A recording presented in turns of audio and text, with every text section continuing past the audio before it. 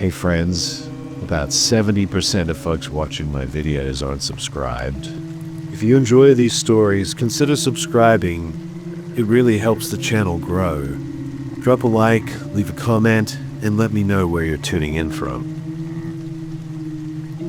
I really should have taken this job, but desperation has a way of clouding one's judgment. At 32, living paycheck to paycheck in a tiny studio apartment in Asheville, North Carolina, I was barely scraping by. My meager income as a bookstore clerk couldn't keep up with the rising costs of everything. Something had to change.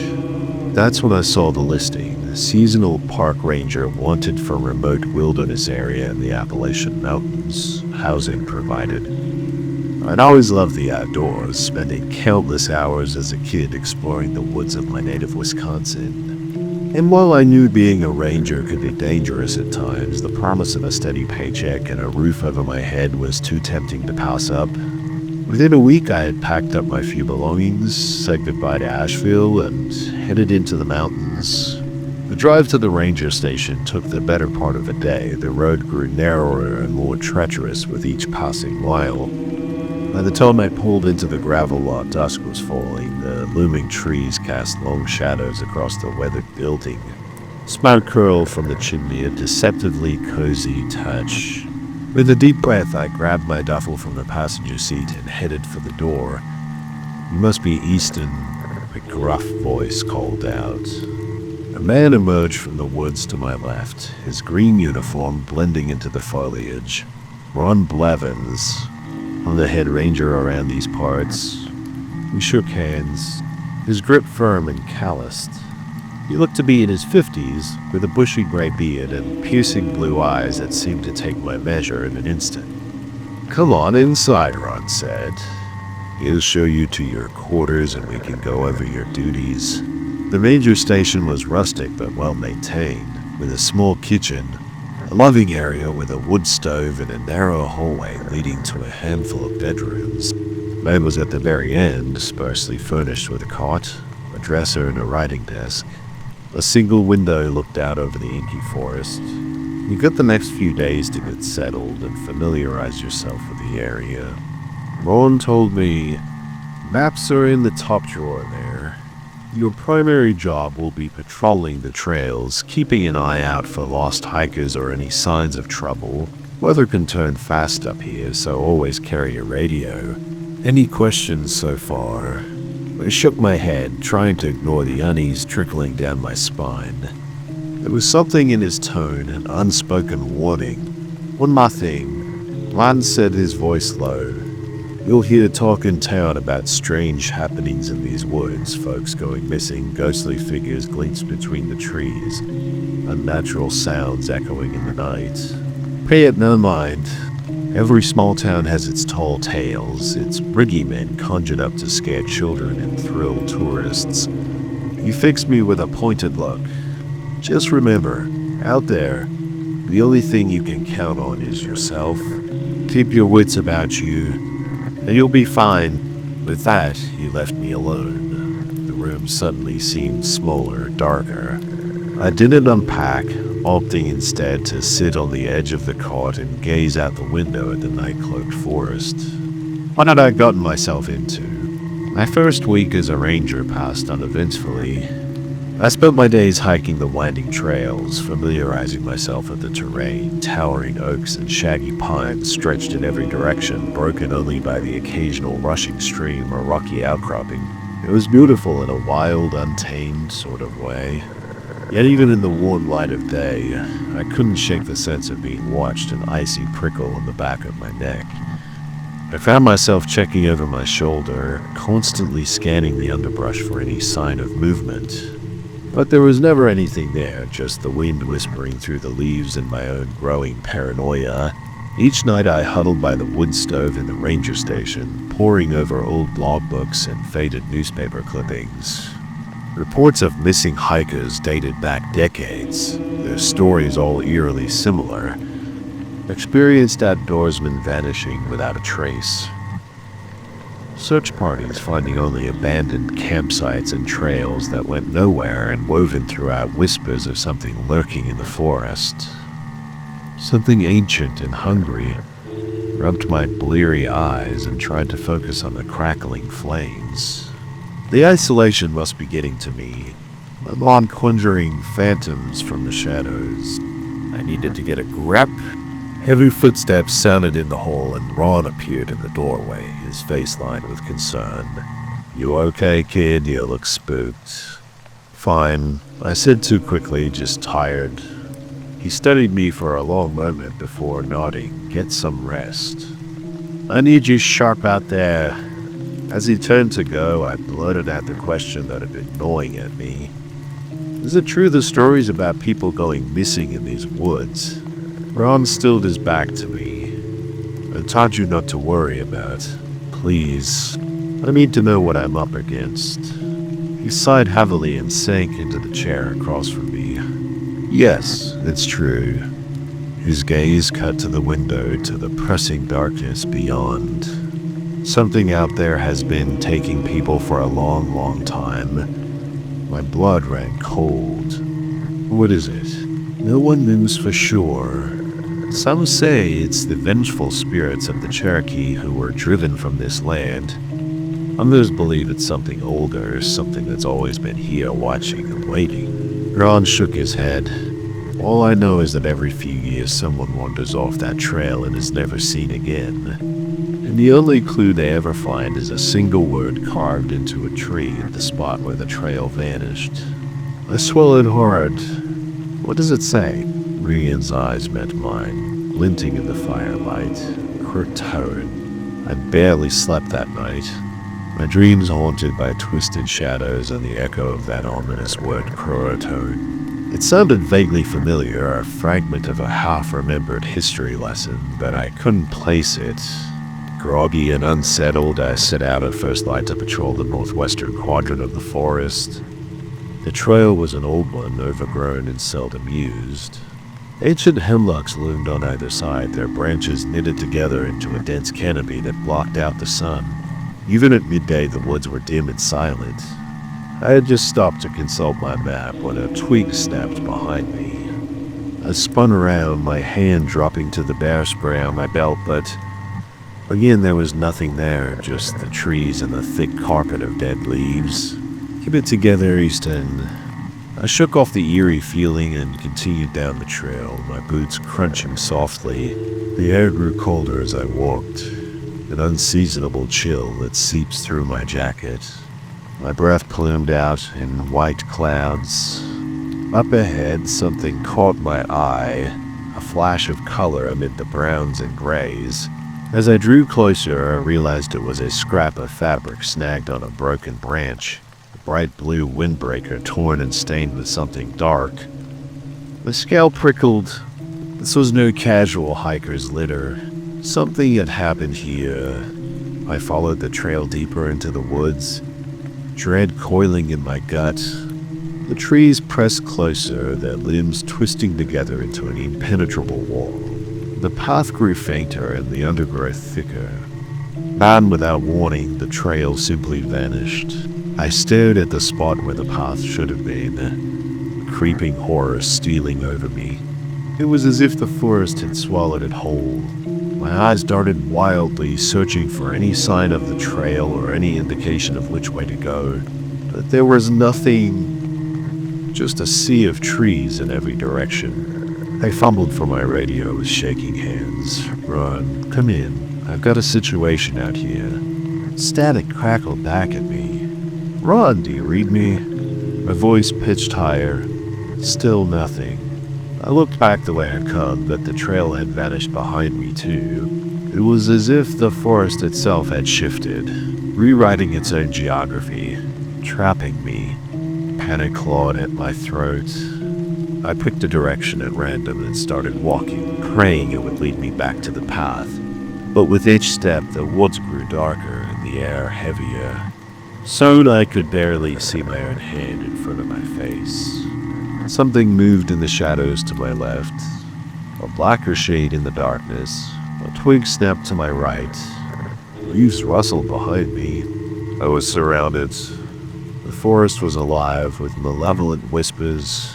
I started to run, heedless of direction. Branches tore at my face and clothes, roots twisted underfoot, sending me sprawling.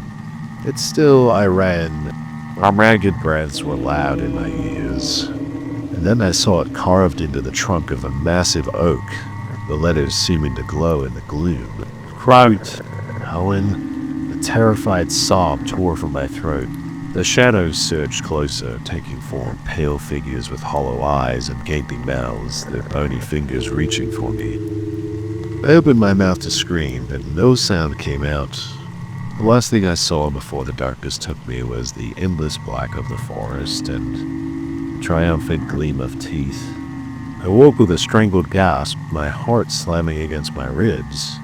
For a moment I was sure I was still in the nightmare forest, the phantom figures closing in.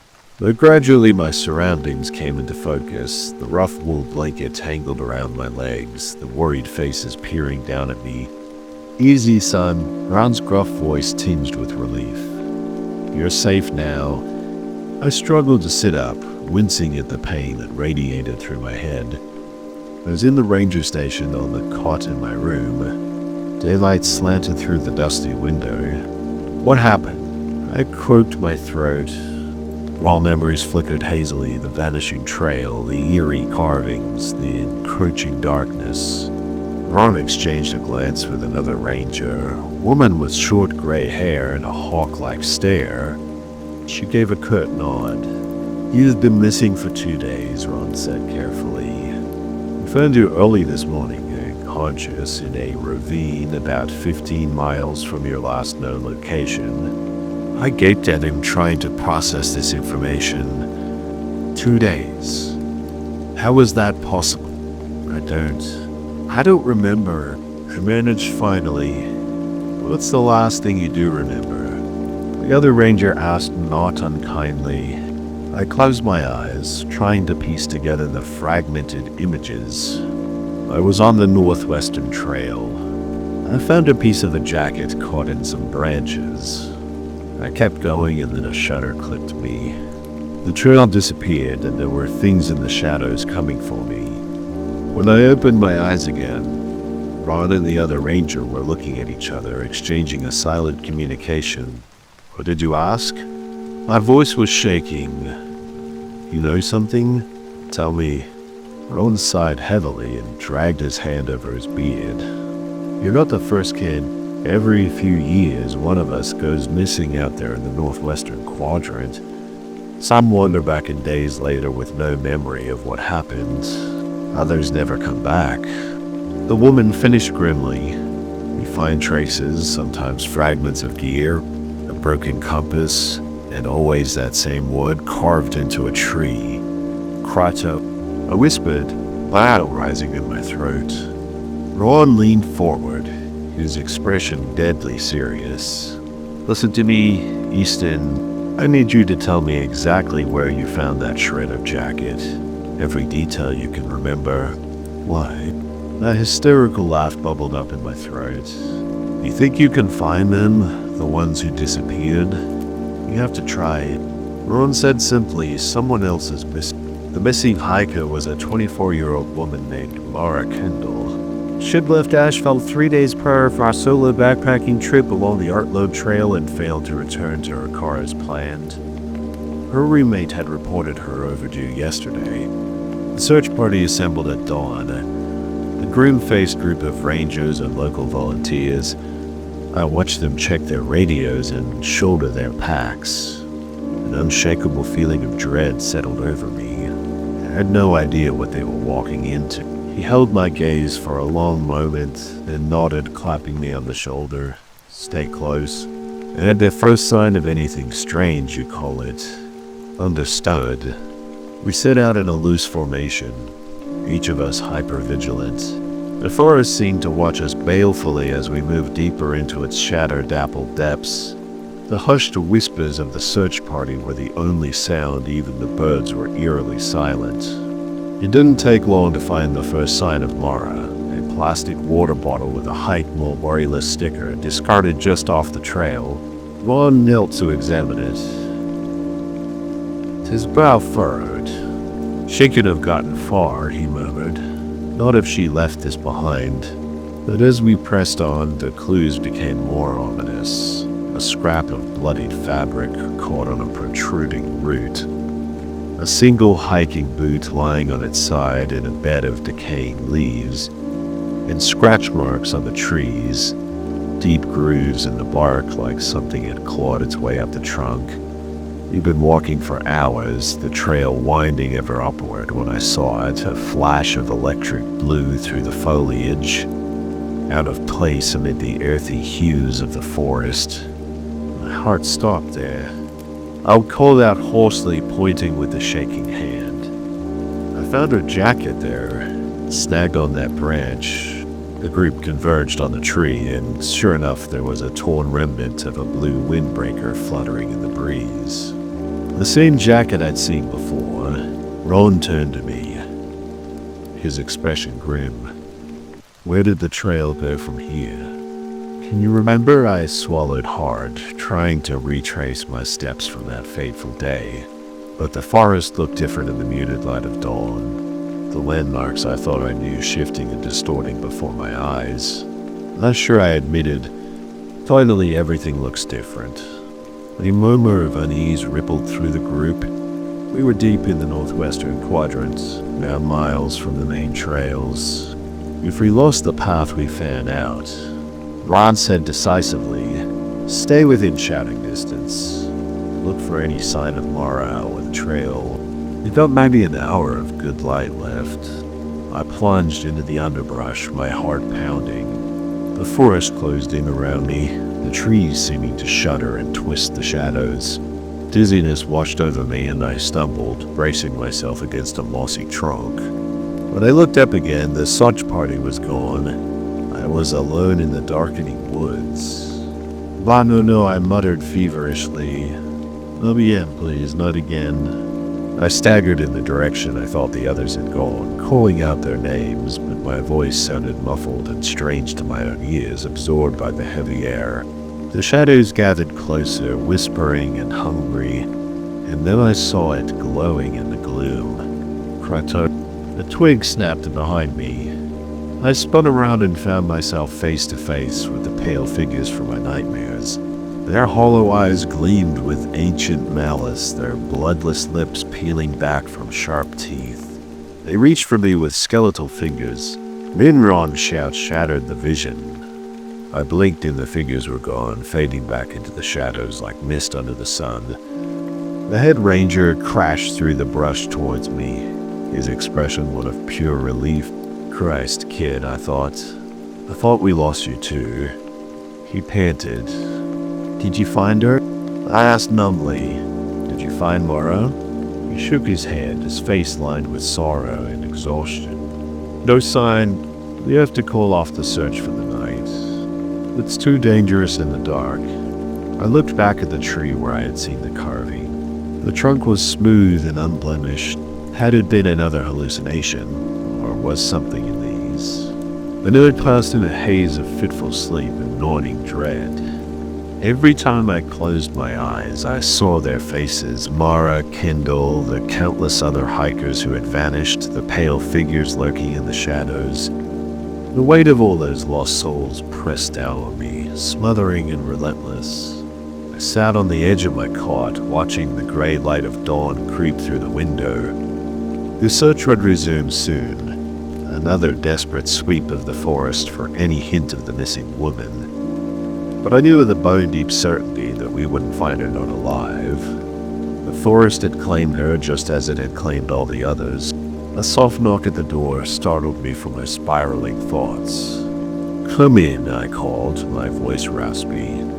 Ron ducked into the room. His face was haggard and his eyes were bloodshot. He looked as if he'd aged a decade overnight. "Easton, I need to show you something." He led me out to the front porch of the ranger station, where a topographic map of the area was spread out on a weathered picnic table. The other rangers huddled around it, murmuring urgently to each other. This is where we found Mara's water bottle yesterday, Ron said, tapping a spot on the map. And this is where you found her jacket, snagged on that branch.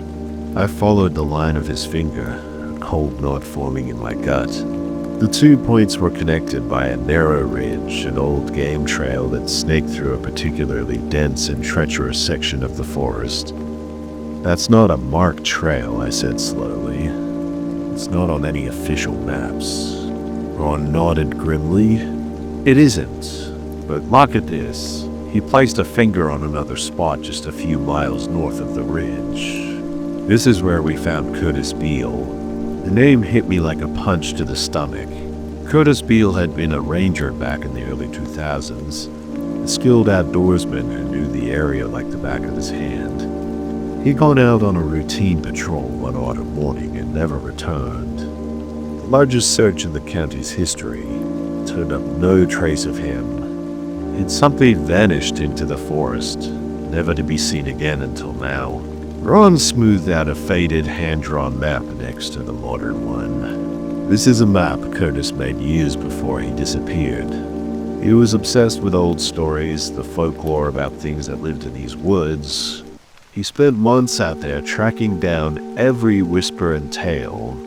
I leaned closer, my heart pounding. The map was a spiderweb of lines and cryptic notations converging on that same narrow ridge. And there in Curtis' neat handwriting, a single word that made my blood run cold. Great. He found something out there, I whispered. Something he couldn't explain. And it got him killed, Ron said flatly. He rolled up the maps, his jaw set. Not gonna let that happen to Mara or anyone else. He turned to face the group, his eyes hard as flint. We're going back out there. We're going to follow that game trail and see where it leads. And if we find what's been taking our people, we're gonna put an end to it once and for all. A grim silence met his words. I could see the fear in their faces, the unspoken knowledge that we were heading into the heart of darkness, that some of us might not make it back. But what choice did we have? The forest had declared war, and we were the only ones who could fight it for Curtis, for Mara, for all the lost and the taken. I met Ron's gaze and gave a small nod. Let's finish this. The hike to the ridge was a rolling, nerve-wracking slog. The game trail was overgrown and treacherous, choked with thorny underbrush and half-hidden snares of exposed roots. More than once I nearly lost my footing on the loose shale, sending cascades of pebbles clattering into the ravines below. But it wasn't the terrain that set my teeth on edge and my heart slamming against my ribs. It was the pervasive sense of being watched, of malevolent eyes tracking our every move from the shadows. The forest had gone still, not even a breath of wind stirring the leaves. It felt like the calm before a storm. A heaving tension poised to snap. We moved in tight formation, never more than an arm's length apart. Ron took point, his rifle at the ready. I brought up the rear, constantly scanning the tree line for any flicker of movement, but the only motion came from the shifting patterns of light and shadow through the canopy. It was mid-afternoon when we finally reached the spot Curtis had marked on his map, a small clearing at the base of a towering oak. Its trunk so wide it would have taken 3 grown men with arms outstretched to circle it. The oak was ancient and gnarled, pitted with dark hollows that gaped like hungry mouths.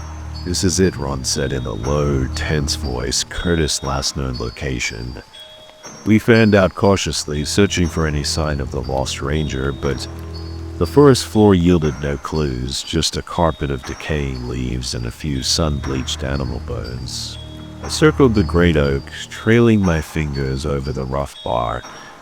Up close I could see the marks carved into the trunk, dozens of them layered and overlapping like the tallies of a prisoner marking time. In the center, gouged more deeply than the rest, was Crotone. Ron materialized at my shoulder, his face grim. Curtis wasn't the first to leave that message. I shot him a sharp glance. What do you mean? He gestured at the carvings, some weathered almost to illegibility. These go back decades, maybe even centuries. Every generation, someone wanders into these woods and vanishes, and they always leave this behind. A chill skittered down my spine, but what does it mean? It's a warning, a voice said. Behind us, we spun around. At the edge of the clearing stood an old woman. Her lined face as brown and furrowed as a walnut shell. She wore a tattered dress of homespun cloth, her white hair twined with bits of bone and feathers. Ron raised his rifle. Who are you? What are you doing out here? The woman smiled, revealing a mouthful of yellowed teeth. I am the keeper of the stories, the guardian of the lost. Her ancient eyes found mine, piercing and knowing. And you, Easton Bennett, you have heard the whispers, you have seen the shadows. My mouth went dry. How do you know my name? She laughed. The sound was like dry leaves skittering over stone. The forest tells me many things. It has been waiting for you. Ron's finger tightened on the trigger. Enough riddles, old woman. Do you know what happened to Curtis Beale and Mara Kendall? Do you know where they are?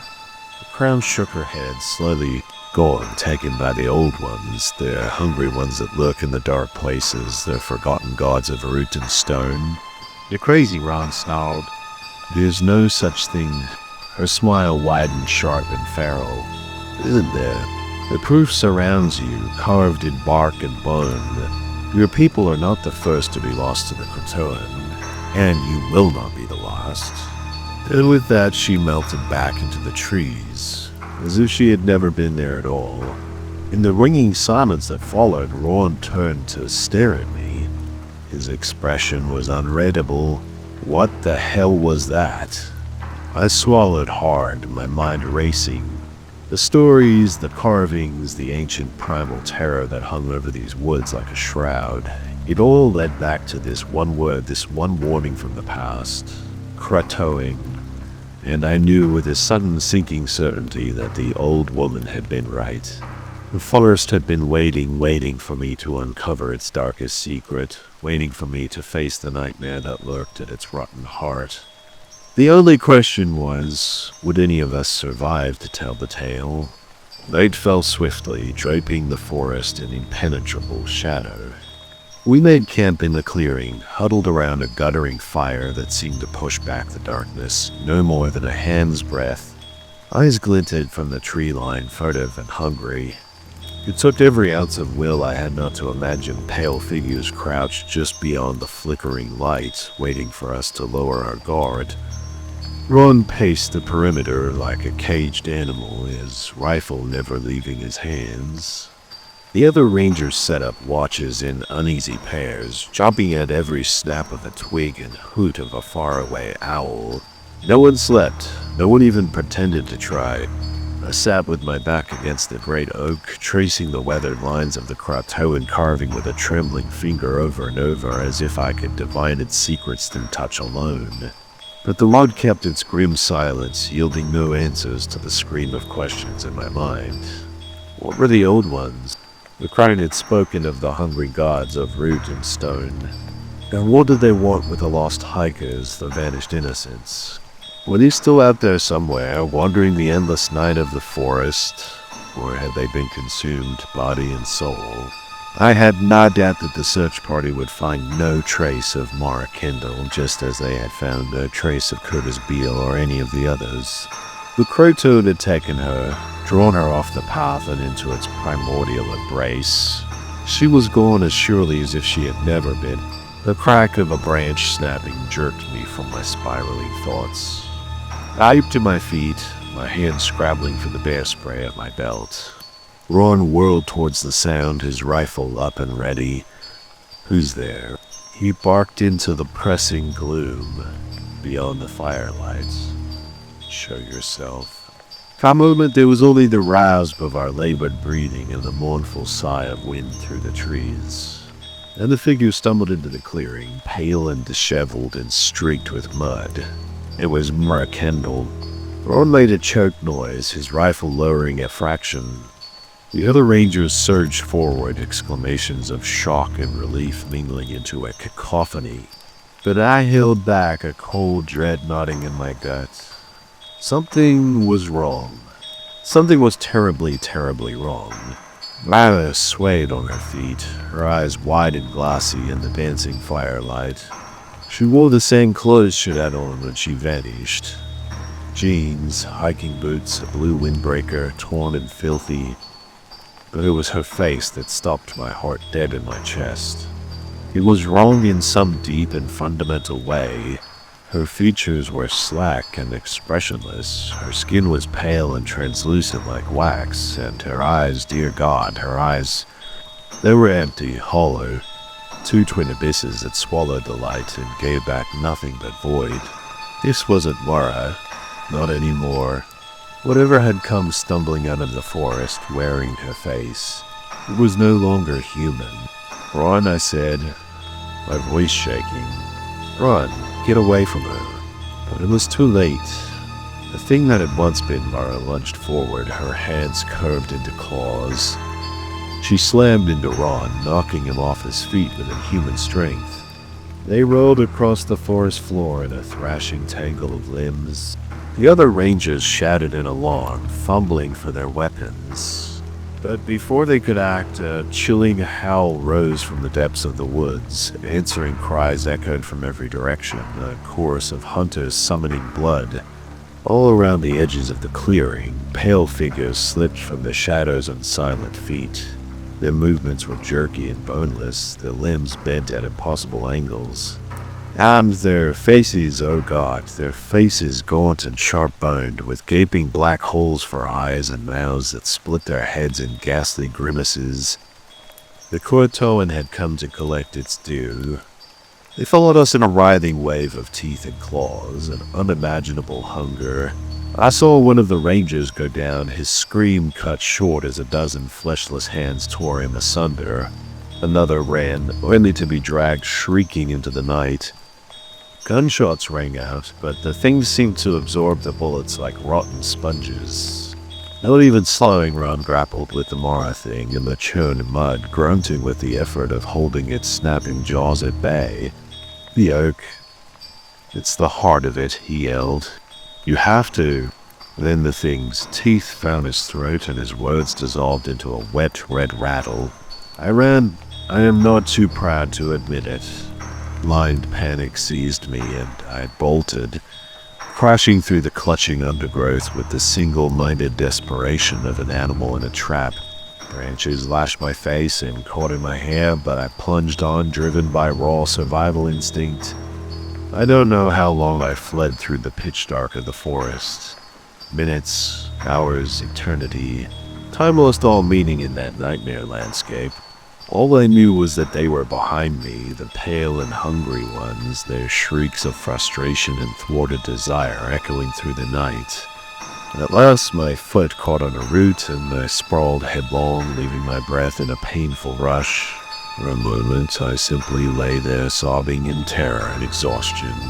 Tears blurred my vision, but I could still see their shadows gathering around me, moving in for the kill. "Please," I whispered, though I knew it was futile. There was no mercy in those soulless voids that passed for eyes, no flicker of humanity left to appeal to. I closed my eyes and waited for the end, for the cold embrace of oblivion, but it never came. Slowly, hardly daring to hope, I opened my eyes. I was alone. The clearing was empty, the fire burned down to faintly glowing embers. There was no sign of Ron or the other rangers, or the Croatoan. No sign except for the bodies. They lay where they had fallen, torn and broken and empty, discarded husks, gnawed clean of marrow and meat. Ron sprawled at the base of the oak in a spreading pool of crimson. His silver-shot hair was black with blood. A bucking sob tore from my raw throat. I crawled to him, numb and shaking, and closed his staring eyes with a trembling hand. "I'm sorry," I choked out. "I'm so sorry." But there was no one left to hear my useless apologies. They were gone, all of them lost to the insatiable hunger of the old ones. Only I remained spared. For some twisted reason I could not fathom. For a long time I huddled there, rocking and keening my grief and horror to the uncaring trees. But as the gray light of dawn began to filter through the leaves, a grim resolve crept over me, hardening in my veins like ice. This had to end. The creatine could not be allowed to feed unchecked. To take and take until nothing remained. I would not let their deaths be in vain. Now I'd be the guardian now, the keeper of the lost. I would find a way to stop the hungry ones, or I would die. Slowly, painfully, I got to my feet. I picked up Ron's fallen rifle. The metal was cold and heavy in my hands. Then I turned my face to the rising sun and walked into the waiting trees, following the ancient game trail deeper into the forest's rotten heart. I am still walking. My name is Daniel Redfeather, and back in 2015 I found myself deep in the woods of the Great Smoky Mountains National Park. Being Cherokee, I've always felt a connection to these lands, but nothing prepared me for what happened that day. I was there to clear my head after a rough patch. You know, sometimes life feels like a bad punchline to a joke you didn't ask to hear. My girlfriend of 3 years had just dumped me, for my best friend said she needed someone more stable and dependable. I guess stable is code for boring. To top it off, I'd just been laid off from my job as a graphic designer due to corporate restructuring. Yeah, that's corporate speak for maximizing profits while minimizing people. So there I was, broken-hearted and unemployed, seeking solace in nature like some cliche from a country song. I decided to take a solo hike along a lesser-known trail, hoping the solitude would help me sort things out. I packed my trusty day pack with the essentials: water, granola bars, first aid kit, and of course my sketchbook. Drawing always helped me process my thoughts. The morning air was crisp and the scent of pine hung heavy. As I made my way deeper into the forest, birds chirped overhead and squirrels darted across the path, going about their business as if they owned the place. Can't blame them. I was the intruder here, a visitor in their home. As I walked, I let my mind wander, reflecting on the twists and turns my life had taken. I thought about Rachel, how we planned a future together, only for her to rip it away. Then my job, the countless hours I poured into projects, all for nothing. It seemed like everything I touched crumbled eventually. Was there something fundamentally wrong with me? About an hour into the hike, I stumbled upon an old campsite. It looked abandoned, but not in the usual way you'd expect in a park this size. The tent was shredded, sleeping bags torn apart, and belongings scattered. It was as if a tornado had touched down exclusively on that spot. I surveyed the scene, trying to make sense of it. Maybe it was just some kids who got too rowdy, let their party get out of hand, or a bear drawn by the scent of forgotten food. People are always warned not to leave food out, but someone always thinks the rules don't apply to them. The bear gets curious, chaos ensues. End of story. Still, I couldn't shake the sense that something was off. The destruction seemed too deliberate, too localized for an animal. There was an energy to the place, a stillness that felt unnatural. I'm not a superstitious guy, but standing there I felt a chill run down my spine that had nothing to do with the morning breeze. I shrugged it off, convincing myself I was just on edge from all the recent upheaval in my life. I had enough real problems to deal with without inventing new ones. So I took a few photos of the campsite with my phone, thinking I'd show a ranger later, and continued on my way. The trail wound deeper into the forest, and I soon found myself surrounded by towering trees, their leaves filtering the sunlight into a soft green glow. It was peaceful, and for a moment I let myself get lost in the beauty of it all. Sketching helped, putting pencil to paper, capturing the way the light danced through the branches. For a little while, I forgot about Rachel, about my job, about everything outside this little bubble of serenity. And as I walked, I started to notice changes in the forest around me. The usual chorus of birdsong and chittering squirrels seemed to fade. replaced by an eerie quiet. Even the wind seemed to still, like the whole forest was holding its breath. I tried to shake off the unease, telling myself it was just my imagination running wild. I turned up my music, letting the familiar beats drown out the silence. And even as I bobbed my head to the rhythm, I couldn't escape the feeling that I was being watched, that there was something out there just beyond my sight, tracking my every move. I picked up my pace, suddenly eager to reach my planned rest stop and take a break from my own spiraling thoughts. As I rounded a bend in the trail, I spotted a man sitting on a log beside the path. The old man looked to be in his 60s, with a grizzled beard and eyes that had seen more than they'd ever tell. He was dressed for a hike, wearing sturdy boots and a weathered backpack, but something about him seemed out of place, like he belonged to another time. "Morning," I called out, trying to sound casual despite the unease still prickling at the back of my neck. He looked up slowly, fixing me with a stare that seemed to see right through me. "You might want to turn back," he said, his voice gravelly and low. I frowned, caught off guard by his dire warning. "Why's that?" I asked, trying to keep the conversation light. "Trail closed due to ugly hikers." He didn't smile. "There's something in these woods that doesn't take kindly to visitors." His words sent a chill through me, echoing my own earlier sense of foreboding. And I tried to laugh it off, not wanting to show that his warning had rattled me. "Is that so?" I replied, forcing a grin. "Well, I've never been one to miss out on an adventure." He shook his head, a mixture of pity and exasperation in his eyes. "Suit yourself, but don't say I didn't warn you." I chuckled nervously and moved on, putting some distance between myself and the old man's unsettling presence. Maybe he was just trying to spook me, get a rise out of a naive city boy who thought he could handle the wilderness. Or perhaps he was the local lunatic, the guy everyone in town knew to humor but not take seriously. Either way, I wasn't about to let a cryptic warning from a stranger ruin my day. I continued down the trail, trying to shake off the lingering unease. I focused on the crunch of leaves beneath my boots, the rhythmic swing of my arms as I walked. I told myself it was just a hike, no different from the dozens of others I'd taken over the years. As I walked, I started to notice more signs that something was amiss in this forest. Another mile in, I spotted claw marks on the trees, long, deep gouges that no animal I knew of could make. They were impossibly high too, at least 7 feet off the ground. "Great mutant squirrels," I muttered to myself, just what I needed. I tried to come up with rational explanation. Maybe a bear had stood on its hind legs to mark its territory, or a particularly ambitious bobcat had gotten carried away with a scratching post.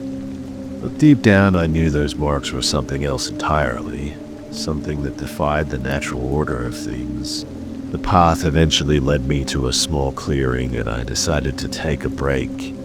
Trying to collect myself, I sat down on a rock and fished a granola bar out of my backpack, hoping some food would settle my nerves.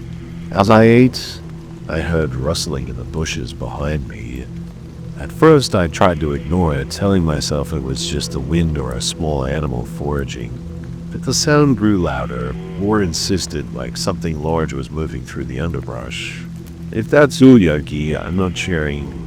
I called out, trying to make a joke, but my voice sounded thin and strained, even to my own ears. The rustling intensified, and I felt the hairs on the back of my neck stand up slowly. I turned around, expecting to see a deer, maybe, or a bear. I kept trying to blame everything on it instead, but I saw nothing. The bushes were swaying, leaves trembling, yet there was no breeze, no discernible source of the movement. It was as if the forest itself was alive, shifting and undulating with its own will. A deep, primal fear welled up inside me, the kind that's hardwired into our DNA from centuries of being prey. I stood up abruptly, stuffing the half-eaten granola bar back into my pack with shaking hands. It was time to get moving, to put some serious distance between myself and whatever was lurking in those woods. As I hurried back to the trail, a foul stench filled the air, like rotting meat left out in the summer sun. Did something die out here? I muttered, covering my nose with my sleeve to block the smell. And then I saw it, or rather glimpsed it, a massive silhouette darting between the trees, moving with impossible speed and agility. The creature was roughly the size of a grizzly bear, but moved with the fluid grace of a big cat. Its fur was matted and inky black, seeming to absorb the light around it. I only saw it for a second before it vanished back into the shadows, but that brief glimpse was enough to flood my veins with icy fear. Okay, definitely not a squirrel, I whispered to myself, my voice shaking. I picked up my pace, heart pounding like a jackhammer in my chest. I could hear the blood rushing in my ears, nearly drowning out the sound of my ragged breathing. Every instinct screamed at me to run, to put as much distance as possible between myself and that thing. But even as I hurried down the trail, I could sense the creature circling me, catching glimpses of its dark form, weaving through the trees on either side. It was toying with me, I realized, like a cat playing with a mouse. Before the kill, I remembered the old man's warning and cursed myself for not listening. I'd always prided myself on being level-headed, on not buying into superstitious nonsense, but faced with the undeniable reality of that beast, I suddenly felt very foolish and very, very vulnerable. In a flash of desperate hope, I reached for my cell phone, thinking I could call for help or at least leave a record of what was happening to me. But of course there was no signal. Out here, in the middle of nowhere. Why do I even pay for unlimited data? I muttered bitterly, shoving the useless phone back into my pocket. I know I couldn't keep running forever. Eventually I'd tire out, or the creature would get bored of its game and decide to end things. My only chance was to get back to the populated areas of the park to find other hikers or a ranger station. Spotting a narrow side trail that seemed to lead in the general direction of the parking lot, I veered off the main path, hoping to throw the creature off my scent. I wove between the trees, ducking under low-hanging branches and vaulting over fallen logs. But the forest only grew denser and darker as I ran, the trees pressing it around me like a living wall. The canopy overhead was so thick that only the barest slivers of sunlight penetrated, leaving me in perpetual twilight. My lungs burned and my legs ached, but pure adrenaline kept me moving. Behind me, I could hear the creature crashing through the underbrush. Its heavy footfalls grew louder with each passing second. Just when I thought I couldn't run another step, I burst into a small clearing and stopped dead in my tracks. There on the ground in front of me was a torn backpack, its contents strewn across the forest floor. But it was the dark red stains on the shredded fabric that made my blood run cold. In a sick sense of dread, I approached the backpack, already knowing what I would find. Amidst the scattered supplies, a map, a water bottle, a granola bar, much like the one I had been eating earlier, was a wallet. Inside was a driver's license belonging to Michael Thompson, age 28, from Asheville. Looks like I'm not the only one having a bad day. I said aloud, my voice sounded hollow. In the oppressive quiet of the woods, a sudden huffing growl from behind me made me spin around, my heart leaping into my throat. The creature was there, just at the edge of the clearing, its eyes glinting with a feral, predatory light. In the gloomy half-light, I could make out more details of its appearance. It had the general shape of a wolf, but was easily 3 times the size, with a heavy, muscular body and oversized paws tipped with wicked-looking claws. Its muzzle was shorter and broader than a normal wolf, filled with jagged teeth that looked fully capable of ripping me to shreds. But it was the eyes that truly terrified me, a shocking icy blue that held an undeniable spark of intelligence. This was no mere animal, no matter what it looked like. There was something deeply, fundamentally wrong about this creature, something that defied the natural order. "Nice doggy," I said weakly, slowly backing away with my hands held out in front of me. "I don't suppose you want to play fetch?" The creature snarled a deep, rumbling sound that seemed to vibrate in my bones, and then, with a speed that defied belief, it charged straight at me. Its jaws opened wide in a roar of primal fury. Reflex took over and I dove to the side, feeling the whoosh of air as the creature's jaws snapped shut just inches from my face.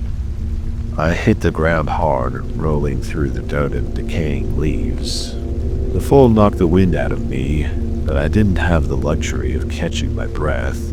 I scrambled to my feet, snatching up a thick branch that had broken off a nearby tree. It was a pitiful weapon against a beast of that size, but it was better than facing those teeth and claws with my bare hands. The creature had already wheeled around, its lips pulled back in a snarl that sent shivers down my spine. I could see the individual hairs on its muzzle, the way the muscles rippled under its thick fur as it prepared to lunge again. "Alright, Cujo, let's dance," I said, trying to project bravado. I definitely didn't feel it. The creature charged again in a black blur of fur and fury.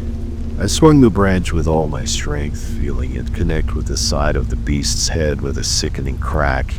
But the creature barely seemed to notice, shaking off the blow like it was nothing more than a fly buzzing around its ear. It lashed out with one massive paw, its claws raking across my chest. White hot pain bloomed through my body and I staggered back, feeling the warm wetness of blood soaking through my shredded shirt. I knew I couldn't win this fight, not with a glorified stick against a creature that seemed to be made of pure primal rage. My only hope was to run and try to lose it in the trees and make my way back to civilization. I turned and sprinted into the forest, weaving between the trunks and leaping over gnarled roots. Behind me I could hear the creature's pounding footsteps, the snap of branches as it tore through the undergrowth in pursuit. My mind raced as I ran, trying to remember everything I knew about wolves and bears and how to evade them, but none of that knowledge seemed to apply to this monster that defied all natural laws. I risked a glance over my shoulder and immediately wished I hadn't. The creature was right behind me, its blue eyes blazing with a feral light.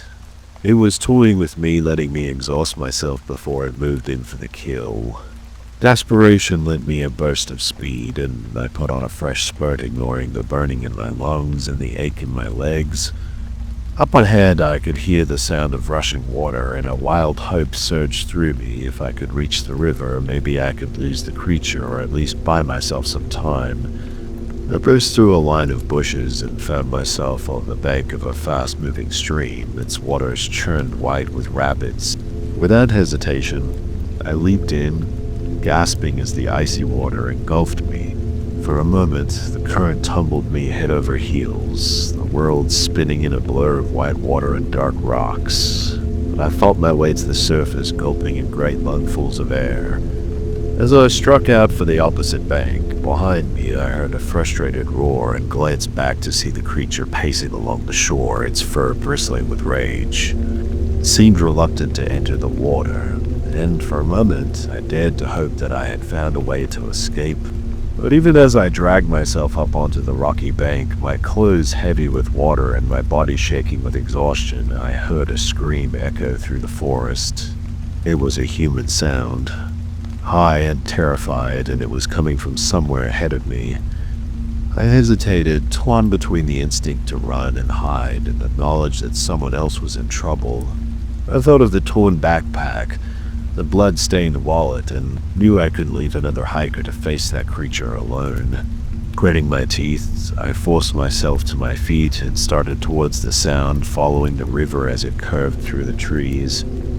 As I ran, I heard the scream again, louder and more desperate. It sounded close, maybe just around the next bend.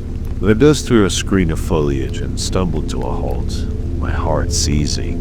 At the sight before me, a young woman was crouched on the ground. Her face, a mask of terror, and leaning over her were jaws dripping with saliva. The creature, it hadn't seen me yet. Its attention was fully focused on the weeping woman at its feet. She looked to be in her mid-20s, with long, dark hair and hiking gear that suggested she was an experienced outdoorswoman. But none of that mattered now. In the face of that monster, she was as helpless as a child. I had only seconds to act before the creature struck. Looking around wildly, my gaze fell on a fist-sized rock near my feet. I snatched it up and, with a wordless yell, hurled it at the creature with all my strength. The rock struck the beast on the haunch and it whirled with a snarl of rage for a heartbeat. Those icy blue eyes locked with mine, and I saw nothing but feral, seething hatred. Then it bounded towards me, closing the distance with terrifying speed. I turned to run, but my foot caught on a root and I went sprawling, the breath knocked from my lungs as I hit the ground hard. I rolled onto my back, my vision swimming, and saw the creature leaping towards me, its jaws opened wide. I closed my eyes, bracing for the agony of those teeth sinking into my flesh. But the pain never came. Instead, I heard a heavy thud and a high-pitched yelp. My eyes flew open to see the young woman standing over me, a large branch clutched in her hands. She had struck the creature mid-leap, knocking it aside. "Come on," she cried, reaching down to haul me to my feet. Together we fled along the riverbank, the creature's furious howls echoing behind us. We ran until the sound of rushing water faded and the forest thinned, giving way to a sun-drenched meadow. Only then did we collapse, gasping for breath, our hearts hammering in our chests. "Thank you," she panted, pushing her sweat-dampened hair out of her face. "You saved my life back there," I gave a breathless laugh. That was half sob. "I think we saved each other. I'm Daniel, by the way," we replied, managing a shaky smile. "I guess we're even." As the adrenaline began to fade, the reality of what had just happened crashed over me. My knees buckled and I sank to the ground, my hands shaking uncontrollably. Mia crouched beside me, her face tight with concern. "Are you okay? Are you hurt?" Her gaze fell on the blood-soaked tears in my shirt, and her eyes widened. "God, it got you." "Just a scratch," I said, though the burning pain in my chest suggested otherwise. "I'll be fine. We have to get out of here, get to a ranger station or something. Report what happened." Mia nodded, her jaw set with determination. "There's a trailhead not far from here, according to my map. If we could make it there, we should be able to get help." She helped me to my feet, slinging my arm over her shoulders to support my weight. Together we limped out of the meadow and back into the trees, following the trail markers that would lead us to safety. But even as the parking lot came into view, even as we staggered toward the welcome sight of park rangers and fellow hikers, I couldn't shake the feeling that our ordeal was far from over. That creature was still out there, stalking the shadows of the forest, and something told me it wasn't finished with us yet. The rangers at the trailhead were initially skeptical of our story, their faces a mixture of concern and disbelief as we recounted our harrowing experience.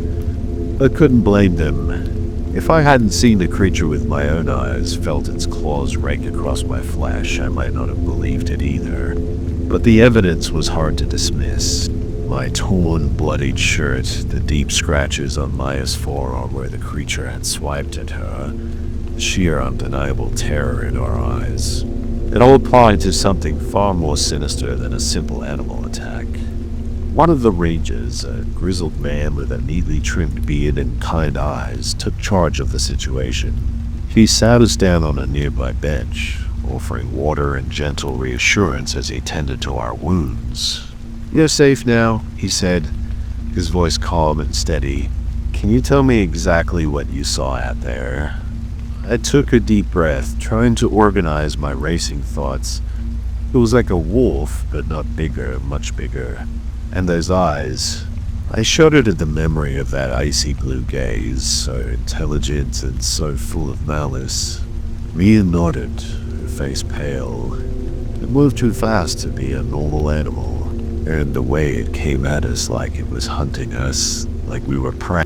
The ranger listened intently, his brow furrowed. When we had finished our account, he sat back. His expression was grave. "I've been working these woods for 20 years, he said, slowly. Seen my share of animal attacks, even a few bear maulings, but I'd never heard of anything like this. He exchanged a glance with his fellow rangers, a silent communication passing between them, and he turned back to us, his voice slow and urgent. I'm gonna call this in and get a search party together. I'll comb the area and see if we can find any sign of this creature. In the meantime, I think it's best if you two get checked out at the hospital just to be safe. I started to protest, but the ranger held up a hand. I know you are shaken up, and I understand the desire to put this all behind you, but we need to make sure you're okay, and we need to document your injuries. It could be important later on. Reluctantly, Mia and I agreed. The rangers loaded us into one of their SUVs and drove us out of the park, the trees blurring past the windows in a green haze. I leaned my head back against the seat, suddenly exhausted down to my bones. At the hospital, we were whisked into separate examination rooms, poked and prodded by doctors and nurses with concerned faces. They cleaned and bandaged our wounds, asking gentle questions that I answered in a daze. The police came next, detectives with serious faces and notepads at the ready. They took our statements, going over every detail of our encounter with the creature. I could tell they were skeptical, but they listened patiently, jotting down notes and exchanging meaningful looks. Finally, after what felt like hours, we were released. Mia and I found each other in the hospital lobby, both of us looking shell-shocked and exhausted. "What do we do now?" she asked, her voice small and lost. I shook my head, feeling just as adrift. "I don't know. Go home, I guess. Try to forget this ever happened." But even as I said the words, I knew it was impossible.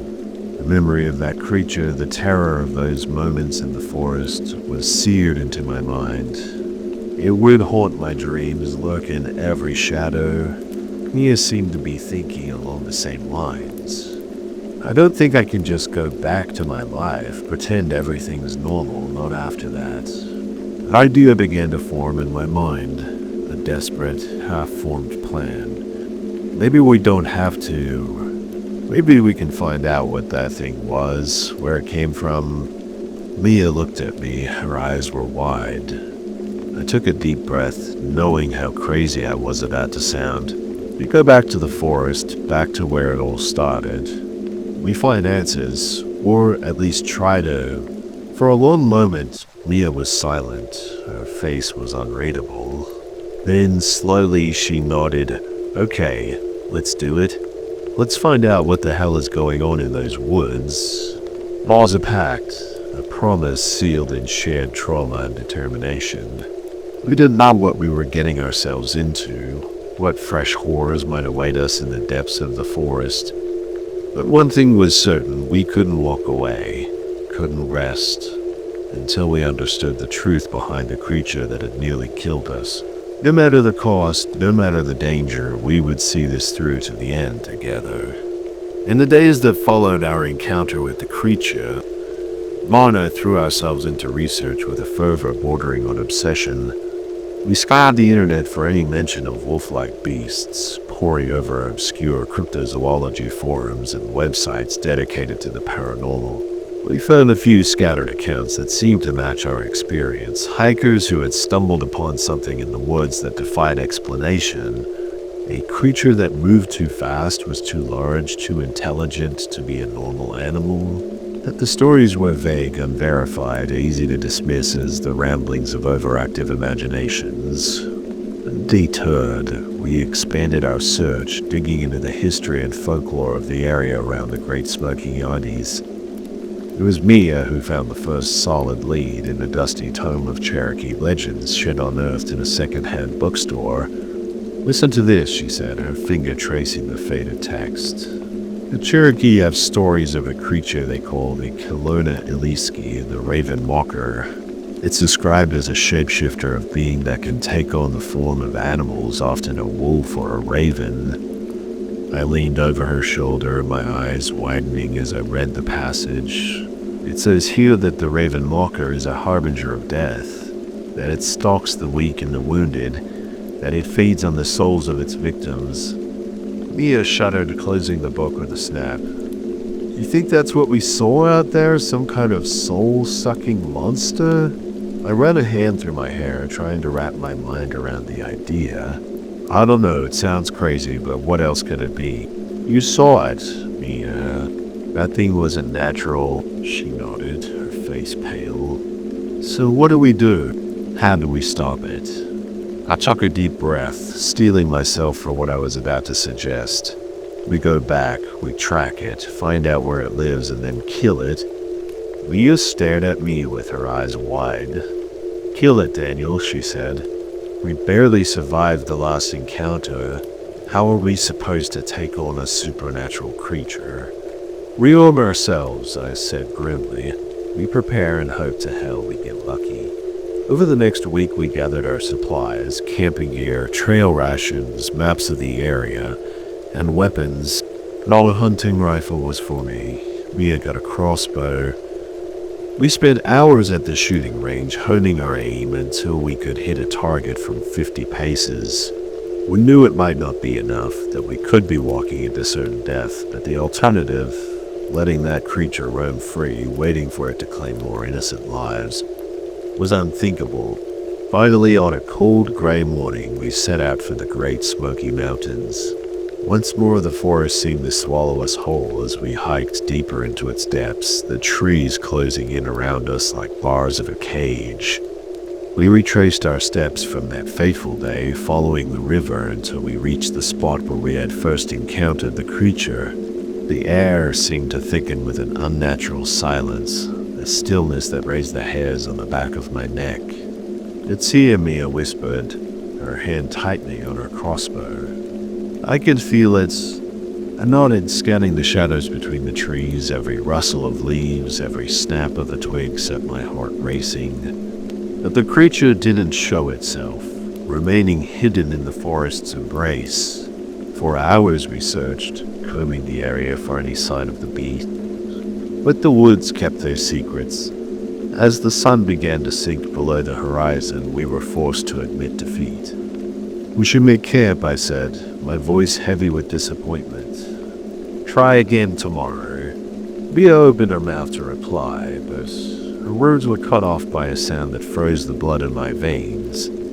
A howl long and mournful, echoing through the trees like a death knell. We exchanged a look of pure terror. Realization dawned with sickening clarity. The creature had found us, and it was coming. I unslung my rifle, checking the chamber with shaking hands. Beside me, Mia raised her crossbow, her face set in grim determination. "Whatever happens," I said, my voice barely above a whisper, "well, we'll face it together." She nodded, her eyes gleaming in the fading light. Together, and then the creature burst from the trees, a blur of shadow and fury, and the fight for our lives began. The creature was upon us in a heartbeat, a mass of snarling, snapping fury. I brought my rifle up, firing off a shot that went wide. The bullet buried itself in a tree trunk. The beast didn't even flinch, its icy blue eyes fixed on me with single-minded intensity. Beside me, Mia loosed a bolt from her crossbow, the shaft sinking deep into the creature's shoulder. It howled in pain and rage, but didn't slow its powerful legs, propelling it forward with terrifying speed. We split apart, diving in opposite directions as the creature barreled past its jaws, snapping at empty air. I whirled to my feet, bringing my rifle to bear once more. This time my aim was true. The bullet struck the beast in the flank, but to my horror the wound seemed to close almost as soon as it was made, the flesh knitting back together before my eyes. The creature shook itself as if throwing off a minor annoyance and turned its gaze on me once more. "It's healing itself," I shouted to Mia, my voice edged with panic. "The guns are useless." She stood her ground, loading another bolt into her crossbow with steady hands. "They might find another way." The creature lunged again, and we scattered, weaving between the trees in a desperate attempt to evade its charge. My mind raced, searching for a plan, a way to stop an unstoppable foe. And then I remembered the legend, the stories of the Ravenlocker, a shapeshifter, a being of magic and malice. And like all things magical, it had to have a weakness. I called to Mia, dodging a swipe of the creature's claws. In the stories, iron is supposed to hurt supernatural beings. Her eyes widened with understanding, and she nodded. She dug in her pack for the hatchet we brought for firewood. Its blade gleamed dully in the fading light. A promise of hope. The creature came at me again, its hot breath washing over my face as I ducked and rolled beneath its snapping jaws. I came up running, leading it away from Mia, buying her time to prepare our last desperate gamble. I wove between the trees, my lungs burning, my legs pumping with adrenaline-fueled speed. Behind me I could hear the creature's panting, the thud of its paws against the forest floor. He was toying with me, I realized, savoring the chase before the kill. Suddenly, the trees opened up into a small clearing and I found myself trapped, the creature blocking the only path back into the forest. It stalked forward, its eyes glittering with cruel intelligence. Its muscles coiled to spring. I raised my rifle in a last futile gesture of defiance, knowing it would do no good. The creature tensed, preparing to leap, and then Nia burst from the trees, hatchet raised high above her head. She brought it down with all her strength, burying the iron blade deep in the creature's back. The effect was instantaneous. The beast howled in agony, its body convulsing as if electrocuted. Black, oily blood sprayed from the wound, hissing and steaming where it touched the ground. Nia wrenched the hatchet free, striking again and again, each blow eliciting a fresh scream of pain from the creature. It thrashed and writhed, its form seeming to flicker and change, shifting from wolf to raven to something altogether more horrifying. And then, with a final piteous whimper, it collapsed, its body dissolving into a pool of shadow that sank into the earth and disappeared. The silence that followed was deafening, broken only by our ragged breathing and the pounding of our hearts. Mia let the hatchet fall from her numb fingers, turning to me with a look of stunned disbelief. Is it over? I stared at the spot where the creature had fallen, half expecting it to rise again, to reform from the shadows and continue its relentless pursuit. But the clearing remained still, the only sound, whisper of the wind through the trees. I think so, I said slowly, hardly daring to believe it. I think we did it. Mia let out a shaky laugh, the sound bordering on hysteria. Not a monster, an actual honest-to-God monster. I nodded, feeling a giddy rush of adrenaline and relief.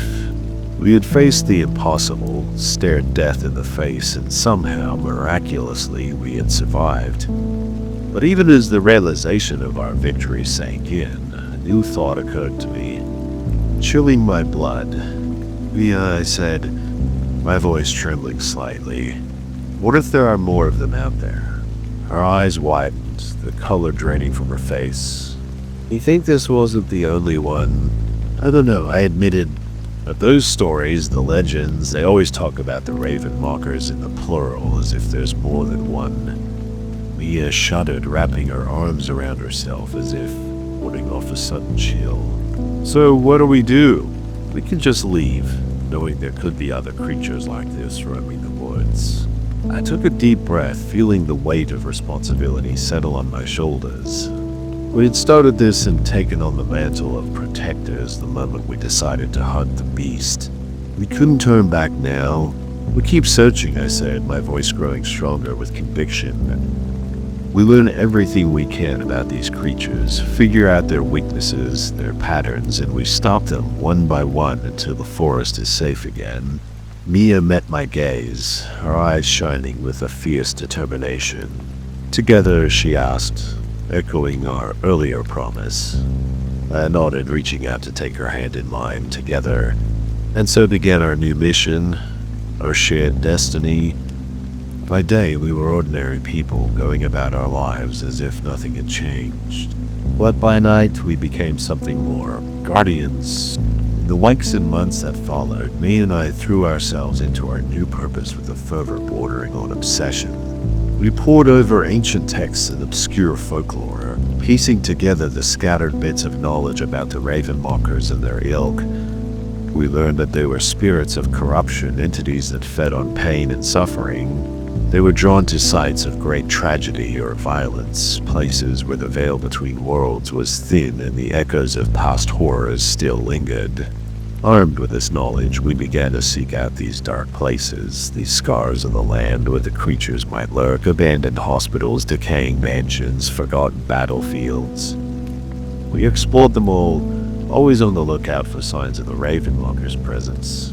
More than once, we found ourselves confronted by the beasts, their forms shifting and twisting in the shadows.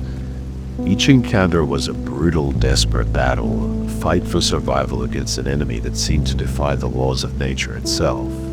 But we grew stronger, more skilled with each passing day. We learned to forge our own weapons, blades and bolts of cold iron that could pierce the creature's unnatural flesh.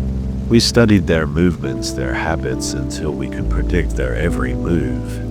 And slowly, painstakingly, we began to turn the tide. One by one, the Ravenwalkers fell before us, their essence dispersing like mist in the morning sun. The forest grew a little safer, the shadows a little less deep. But the cost was high. We bore the scars of our battles, both physical and mental. The things we had seen, the wars we had faced, left their mark on our souls. There were times when the nightmares seemed almost too much to bear, when the temptation to give up, to walk away was almost overwhelming. But always we had each other. In the darkest moments when all hope seemed lost, we drew strength from our bond, from the knowledge that we were not alone in this fight.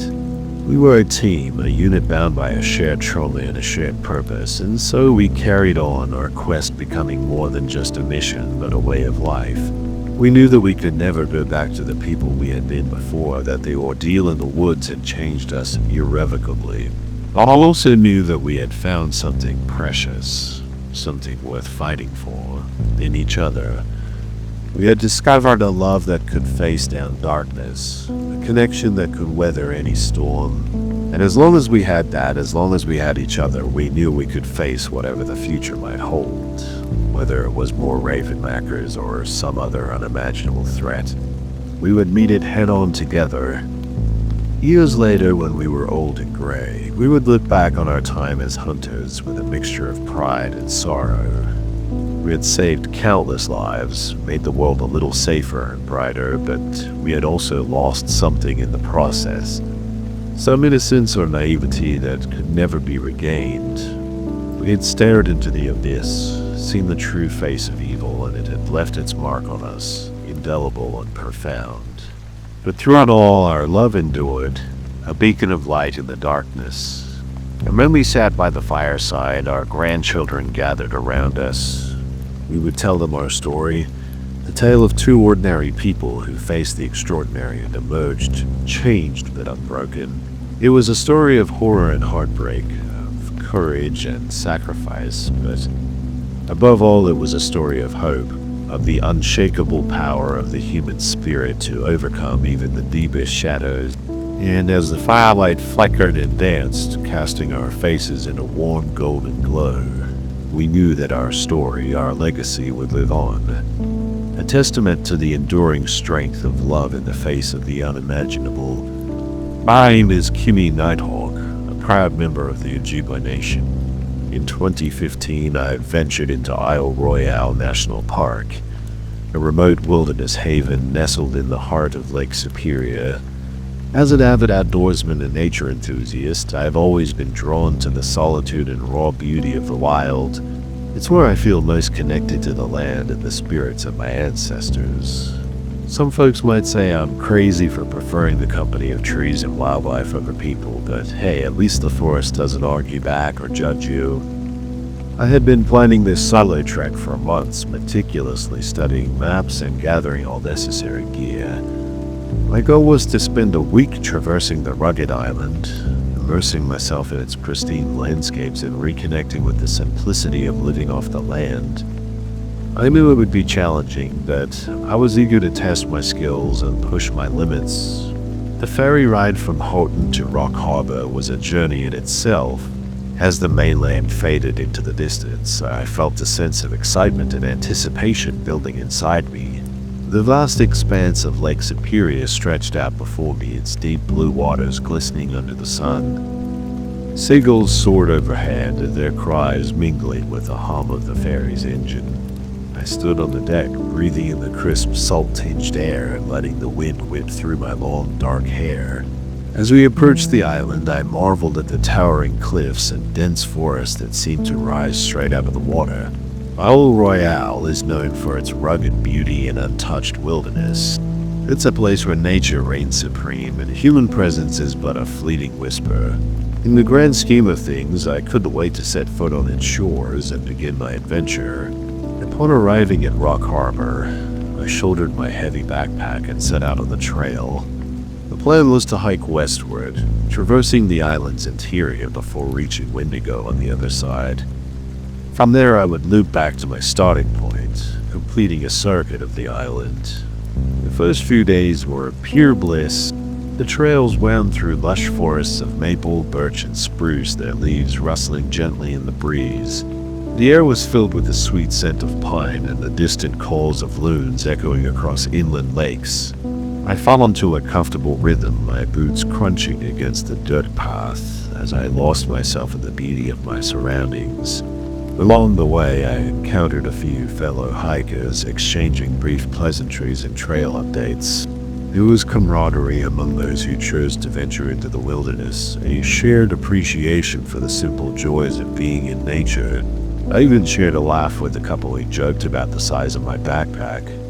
Asking if I was planning to stay for a year, just prepared for any eventuality, I replied with a grin, adjusting the straps on my shoulders. Little did I know how true those words would prove to be. On the fourth day of my trek, I decided to veer off the beaten path and explore an unmarked trail that had caught my eye on an old map in the visitor center. The faded lines and cryptic annotations had piqued my curiosity, hinting at a rarely trodden route that promised untouched wilderness and potential adventure. I figured it would add some excitement and challenge to my otherwise smooth journey. So far, the path was faint, overgrown with underbrush and barely discernible at times.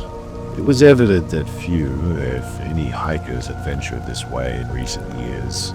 The forest grew denser as I walked. The canopy overhead thickened until only slivers of sunlight managed to pierce through the foliage. The usual chatter of squirrels and songbirds gradually faded, replaced by an eerie stillness that seemed to permeate the air.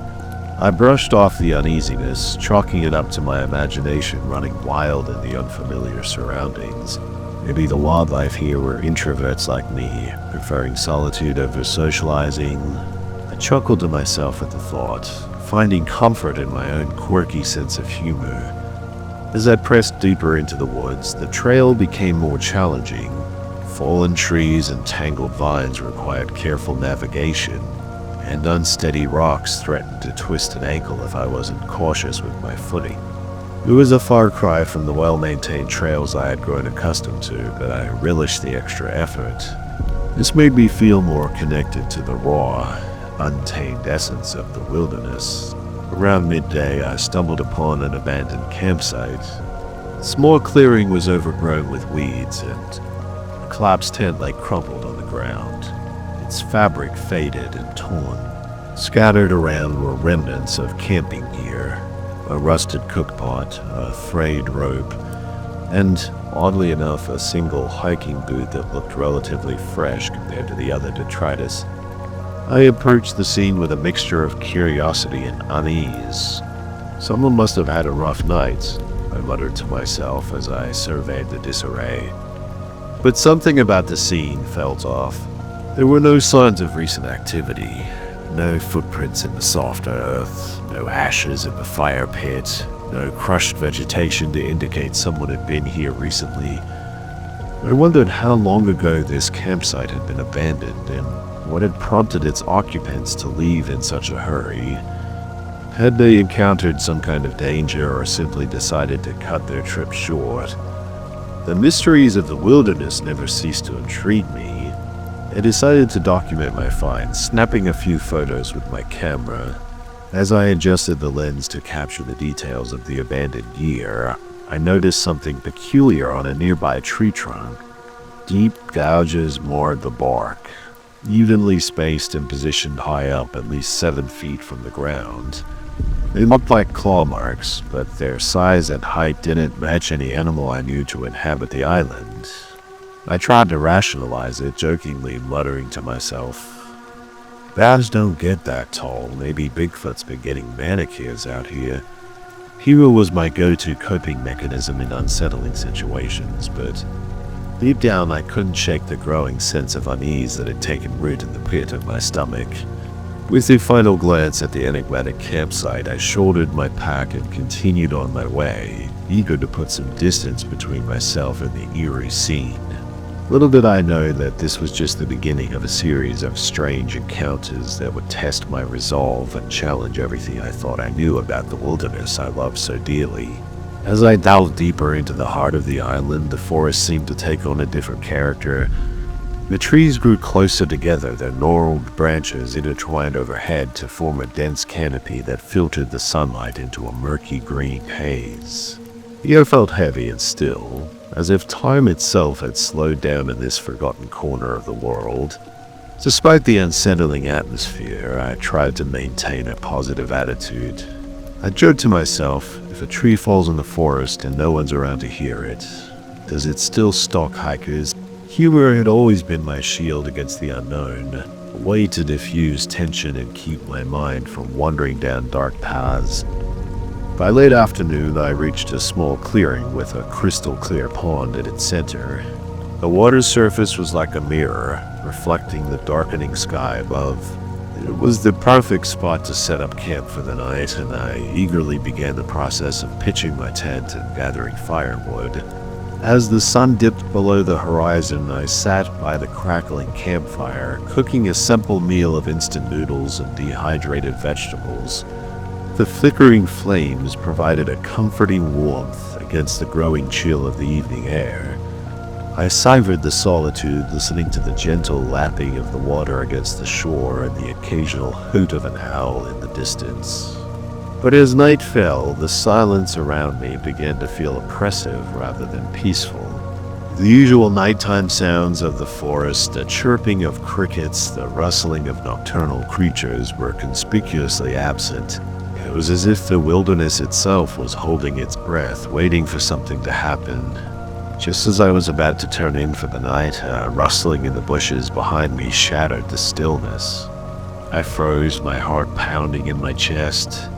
Probably just a raccoon looking for a snack, I thought, trying to rationalize the sound. But then came a low, resonant noise that sent shivers down my spine. It was unlike anything I had ever heard before, a deep, haunting sound that seemed to emanate from the very depths of the earth. Well, that's definitely not on the list of comforting forest sounds. I quipped, nervously reaching for my flashlight with trembling hands. I scanned the perimeter of the clearing, the beam of light cutting through the darkness, but I couldn't see anything out of the ordinary. The sound had stopped as abruptly as it had begun, leaving me questioning whether I had imagined it. Deciding that curiosity killed the cat and potentially the foolhardy Native American man alone in the woods, I retreated to the relative safety of my tent. But sleep eluded me that night. Every snap of a twig or rustle of leaves jolted me awake, my senses on high alert for any sign of danger. Around midnight, the eerie sound returned, louder and closer than before. It was accompanied by heavy footsteps circling my campsite, the crunch of dry leaves and snapping of twigs, betraying the presence of something large and powerful. My heart raced as I lay motionless in my sleeping bag, barely daring to breathe. "Who's there?" I finally mustered the courage to shout, trying to keep my voice steady. But the only response was the echo of my own words fading into the night. I weighed my options, stay put and hope whatever was out there would lose interest and move on, or step out of the tent and potentially face the unknown head-on. They say bravery is just stupidity, with a dash of confidence, and in that moment I decided I had just enough of both to investigate. With a deep breath and a muttered prayer to the spirits of my ancestors, I unzipped the tent flap and stepped out into the darkness, my flashlight clutched tightly in my hand. Little did I know that the encounter that awaited me would challenge everything I thought I knew about the wilderness and the legends that resided within it. The campfire had died down to glowing embers, casting long shadows that danced and flickered at the edge of the clearing. The cool night air sent a shiver down my spine as I scanned the surrounding forest, my flashlight beam cutting through the darkness like a beacon of hope. At first, I saw nothing out of the ordinary. The trees stood tall and silent, their leaves rustling gently in the breeze. Then, at the very edge of the clearing, a shape materialized from the shadows. It was massive, standing on all fours with a muscular build that reminded me of a moose, but bulkier and more heavily built. Its fur was dark and matted, and from its head sprouted a set of antlers that branched out like twisted, gnarled trees. Okay, that's definitely not Bullwinkle, I whispered to myself, trying to keep my voice steady despite the fear that gripped my heart. As the creature stepped into the dim light of the dying fire, I got a better look at its face. It was a disturbing blend of a stag and a wolf with an elongated snout and sharp, gleaming fangs. Its eyes were deep-set and glowed with an otherworldly intelligence as it opened its mouth. That haunting sound I had heard earlier emanated once more, sending a chill down my spine. Instinct kicked in and I reached for the flare gun I had packed in my emergency kit. With shaking hands, I aimed it towards the sky and pulled the trigger. The sudden burst of light and sound startled the creature, causing it to recoil and let out a startled growl. Seizing the moment of distraction, I grabbed my essentials, my backpack, water bottle, and a few energy bars, and bolted into the woods, my heart pounding in my chest. Wrenches ripped against my face as I ran, scratching my skin and catching in my hair. Behind me, I could hear the heavy footsteps of the creature as it gave chase. Its gait was surprisingly swift for its size. Why did I skip all those cardio sessions? I gasped between breaths, my lungs burning with exertion. Ahead of me, I spotted a rocky outcrop jutting out from the forest floor. Without hesitation, I scrambled up the jagged surface, my hands grasping at roots and crevices for purchase. At the top, I found a narrow crevice just wide enough for me to squeeze into. I wedged myself into the tight space, holding my breath and listening intently for any sign of pursuit. Moments later, the creature arrived at the base of the outcrop. It sniffed the air, its nostrils flaring as it searched for my scent. I could hear its heavy breathing and the scrape of its claws against the rock as it circled the area, trying to find a way up. Time seemed to stretch on for an eternity as I waited, counting the seconds and trying to calm my racing heart. Eventually, the creature let out a frustrated snarl and retreated into the shadows, apparently giving up on its pursuit for the time being. I waited a while longer, not daring to move until I was certain it was safe.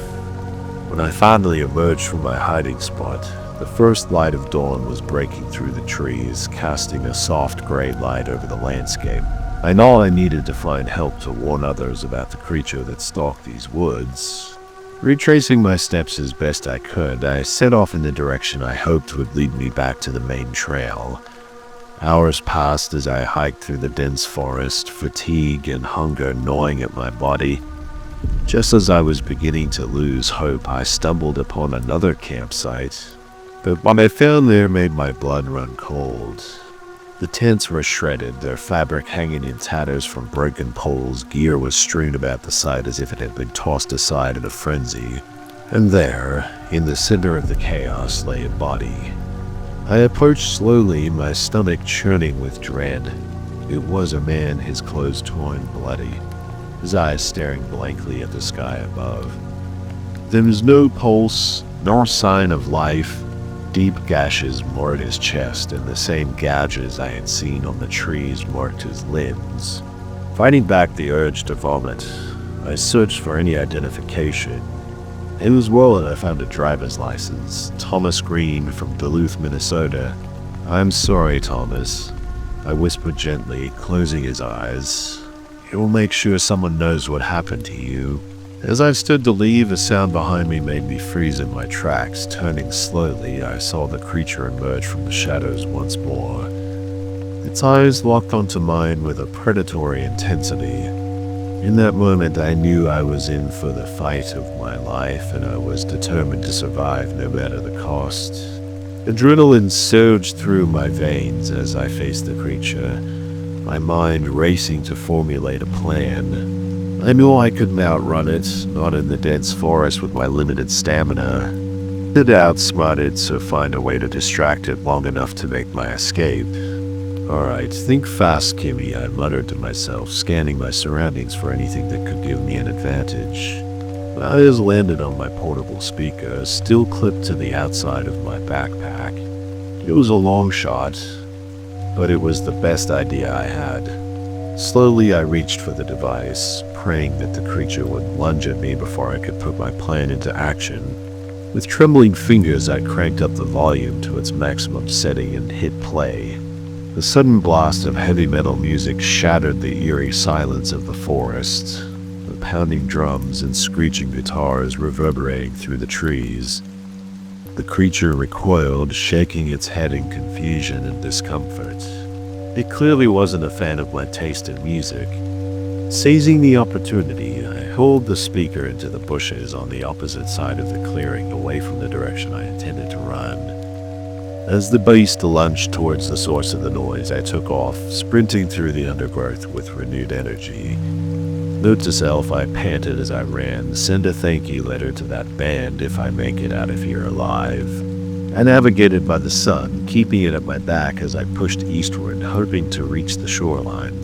If I could make it to the water, perhaps I could find a boat or a way to signal for help.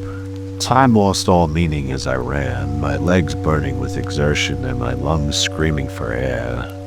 The forest seemed to stretch on forever, an endless sea of green that threatened to swallow me whole. But finally, after what felt like an eternity, the trees began to thin and I caught a glimpse of open sky ahead. I burst out onto a rocky beach, the cold wind off the lake hitting me like a slap in the face. The sudden change in temperature sent a shiver down my spine, but I couldn't afford to stop now. The creature was still out there somewhere in the woods behind me, and I needed to find a way off this island before it caught up to me. In the distance, I spotted a small boat tied to a makeshift dock, bobbing gently in the choppy waters. It was a sight for sore eyes, a glimmer of hope in this nightmare I had found myself in. I sprinted towards the vessel, my feet slipping on the damp rocks beneath me. As I drew closer, I noticed a man standing by the boat, loading supplies into its small cabin. He looked up, startled by my sudden appearance. "Hey, I need help," I shouted, waving my arms frantically to get his attention. He eyed me skeptically, taking in my disheveled appearance and the wild look in my eyes. "What's going on?" he asked, his voice wary. "No time to explain," I panted, glancing over my shoulder at the tray line. "We have to leave now." The man hesitated, clearly unsure whether to trust the word of a stranger who had just burst out of the woods like a madman. "Was this some kind of joke?" he asked, his brow furrowed in confusion. Just then, the haunting roar echoed from the forest behind me. The creature emerged from the trees, its massive form unmistakable even from this distance. It had found me and it was closing in fast. "Does that look like a joke to you?" I yelled, pointing at the beast as it charged towards us. The man's eyes widened in shock and fear as he saw the creature for himself. Without another word, he motioned for me to get in the boat, his hands trembling as he fumbled with the keys. We jumped on the small vessel, rocking precariously under our weight. The man's hands shook as he tried to start the engine, the creature's heavy footsteps growing louder with each passing second. Just as the beast reached the shoreline, the engine sputtered to life. We pulled away from the dock, the boat's small motor straining against the choppy waves. As we put distance between ourselves and the island, the creature let out one final haunting cry. It echoed across the water, a sound that would forever be etched into my memory. What in the world was that thing? The man gasped, his face pale with fear. Your guess is as good as mine, I replied, finally allowing myself to catch my breath. But I think I'm ready to call it quits on solo hikes for a while. The man introduced himself as Ben, a local fisherman who had been out checking his nets when he spotted me on the shore. As we made our way back to the mainland, I recounted my story from the abandoned campsite to the grisly discovery of Thomas Green's body. Ben listened intently, his expression growing more somber with each detail. I've heard stories, he said cautiously, legends about spirits that guard the island, protecting it from those who would do harm. I let out a humorless laugh. Well, it looks like those legends didn't get the memo that I'm not a threat. When I finally reached Rock Harbor, I wasted no time in reporting everything to the park rangers. They organized a search party, though I could tell from their expressions that they were skeptical of my tale. But when they found Thomas Green's campsite, saw the destruction and the evidence of the creature's presence, their doubt turned to grim determination. Over the next few days, more reports came in, missing hikers, strange sightings, and unexplained sounds echoing through the woods. The park was temporarily closed as an investigation was launched, and I found myself at the center of a media frenzy. Reporters hounded me for interviews, eager to hear the story of the man who survived an encounter with the Isle Royale monster. But I wasn't interested in fame or notoriety. All I wanted were answers. I delved into local lore, consulting with tribal elders and poring over historical records in search of any information about the creature that had stalked me through the woods. What I found was a legend that stretched back generations, whispered stories of a being known as the Misha Beshu, a powerful spirit that guarded the sacred places of the island. It was said to take the form of a monstrous creature, half man and half beast, and to punish those who trespassed on its domain. As I pieced together the clues, a chilling realization dawned on me.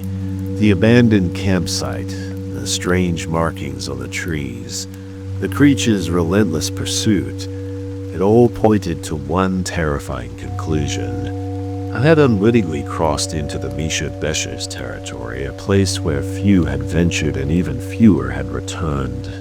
And now the spirit of the island had marked me as a threat, a trespasser to be hunted down and eliminated. But I refused to be a victim. Armed with my new knowledge and a determination to uncover the truth, I set out to confront the legend head-on. I would find a way to appease the Mashubashu, to make amends for my intrusion, and to ensure that no one else would fall prey to its wrath. It was a daunting task, one that would test the limits of my courage and my resolve. But I knew that I had no choice. The Mishibishu had chosen me, and now it was up to me to face the consequences of that choice. As I prepared for my next journey into the heart of the island, I couldn't shake the feeling that I was being watched, that the creature was out there somewhere waiting for me to make my move. But this time I would be ready. This time I would face the legend on my own terms, and I would not rest until the truth was revealed. In the weeks that followed my harrowing escape from Isle Royale, I threw myself into researching the legend of the Mishabishu. I pored over ancient texts and oral histories, seeking any scrap of information that might help me understand the creature that had stalked me through the woods. As I delved deeper into the lore, I began to uncover a pattern.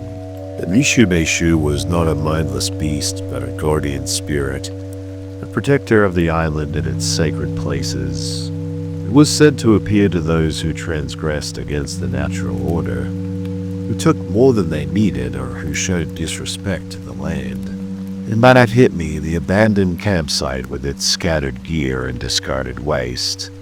It was a sign of disrespect, a violation of the island's sacred balance, and I, in my ignorance, had stumbled right into the middle of it. I knew then what I had to do. I had to return to Isle Royale to make amends for the transgressions of others and to show the Misha Beshu that I meant no harm, but I couldn't do it alone. I needed help, someone who understood the ways of the island and the spirits that guarded it, so I sought out the wisdom of the tribal elders. At first, they were reluctant to speak with me. They saw me as an outsider, a stranger who had no place meddling in their sacred traditions. But as I shared my story, as I spoke of my encounter with the Mishabeshu and my desire to make things right, they began to soften. One elder in particular, a woman named Nuka Mace, took me under her wing. She taught me the old ways, the rituals and offerings that had been passed down through generations. She showed me how to honor the spirits of the land, to ask for their guidance and protection. Under Nokema's tutelage, I began to see the island in a new light. I learned to read the signs in the wind and water, to listen to the whispers of the trees. And slowly a plan began to take shape. I would return to Isle Royale on the summer solstice, the day when the veil between worlds was at its thinnest. I would bring offerings of tobacco and sage, and I would perform the sacred rites that Nakamas had taught me. Then I would confront the Misha Beshu. It was a daunting prospect, one that filled me with a deep sense of fear and trepidation, but I knew that I had no choice. I had been chosen, marked by the spirit of the island, and now it was up to me to see this through to the end. As the solstice approached, I made my preparations. I gathered my supplies, packing carefully for the journey ahead, and then on the appointed day I set out once more for Isle Royale. The island was just as I remembered it, wild and untamed, a place where nature held sway. This time I saw it through different eyes. I saw the sacred places, the hidden groves, and ancient rock formations that held power and meaning. I made my way to the heart of the island, to the place where I had first encountered the Mishabeshu, and there, in a small clearing ringed by towering pines, I began my ritual. I laid out my offerings, sprinkling tobacco and sage on the ground. I chanted the ancient words that Nokomis had taught me, my voice rising and falling with the rhythm of the wind. And then I waited. At first, there was nothing. The forest was silent, still.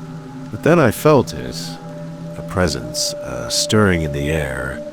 And I knew that the Mishabeshu was near. I stood my ground, my heart pounding in my chest as the creature emerged from the shadows. It was just as I remembered it. Massive and terrifying, its eyes glowing with an otherworldly light. But this time I did not run. I stood tall, meeting the creature's gaze with my own. And then I spoke. "Misha Beshu," I said, my voice steady despite the fear that gripped me. "I come to you in peace. As a humble servant of the land, I ask for your forgiveness for the transgressions of those who came before me. And I offer myself as a guardian, a protector of this sacred place." For a long moment the creature was silent, its gaze boring into me with an intensity that made my skin crawl. And then it spoke. Its voice was like the rumble of distant thunder. "You have shown respect, outsider," it said, its words echoing in my mind. "You have learned the ways of the land, and you have proven yourself worthy. I accept your offering, and I charge you with the sacred duty of guardianship." I bowed my head, humbled by the weight of the creature's words. Then, as quickly as it had appeared, the Mishabeshu was gone, melting back into the shadows of the forest. I stood there for a long time, my mind reeling with the enormity of what had just happened. I'd been chosen, marked by the spirit of the island, and now I had a sacred duty to fulfill. But I knew that I was not alone. I had the wisdom of Nakamis, the strength of my ancestors, and the guidance of the spirits themselves. And with that knowledge, I set out to begin my new life as a guardian of the land. Years have passed since that fateful summer on Isle Royale, but the memory of my encounter with the Mishabeshu has never faded. It is a part of me now, woven into the fabric of my being, like the threads of a sacred tapestry. I have returned to the island many times since then, each visit a pilgrimage of sorts. I walk the ancient trails, my footsteps falling in the same places as those of my ancestors. I listen to the whispers of the wind, the stories it carries from the past, and always I feel the presence of the Meshebeshu watching over me like a silent guardian. In the years since I took on the role of guardian, I have learned much about the ways of the land. I have studied the plants and animals that call the island home, learning their names and their stories. I have watched the seasons change, the ebb and flow of life in this wild and untamed place, and I have shared my knowledge with others, teaching them the old ways and the importance of living in harmony with the natural world. It is a heavy responsibility, but one that I bear with pride and honor. As much as I have learned, there is still so much that I do not know. The island holds many secrets, many mysteries that have yet to be unraveled. And I know that I will spend the rest of my days seeking to understand them. One mystery in particular has haunted me since that first encounter with the Meshebeshu, the abandoned campsite with its scattered gear and strange markings on the trees. What happened to the people who left it behind? I have searched the island from top to bottom, looking for any clue that might shed light on their fate. But I have found nothing, no trace of their passing, save for the eerie remnants of their camp. Sometimes I wonder if they met the same fate as Thomas Green, whether they fell victim to Meshebeshu's wrath. But deep down I suspect that the truth is more complicated than that. I have heard whispers, rumors of a group of people who live on the far side of the island, hidden away from the eyes of the outside world. They are said to be descendants of the original inhabitants of Isle Royale, the ones who lived here long before the first European settlers arrived. Some say that they possess ancient knowledge, that they hold the key to unlocking the secrets of the island. Others say that they are dangerous, that they will stop at nothing to protect their way of life. I've never seen them myself, but I know that they are out there watching and waiting. And I cannot shake the feeling that they are somehow connected to Meshebeshu, that they too are guardians of this sacred place. Perhaps one day I will find the answers I seek. Perhaps I will unravel the mystery of the abandoned campsite and the fate of those who left it behind. But for now I am content to walk the trails of Isle Royale, to listen to the whispers of the wind and the wisdom of the trees. And always I feel the presence of Meshebeshu guiding me on my journey. For I am a guardian now, a protector of the land and all who dwell within it, and that is a role that I will fulfill until my last breath and beyond.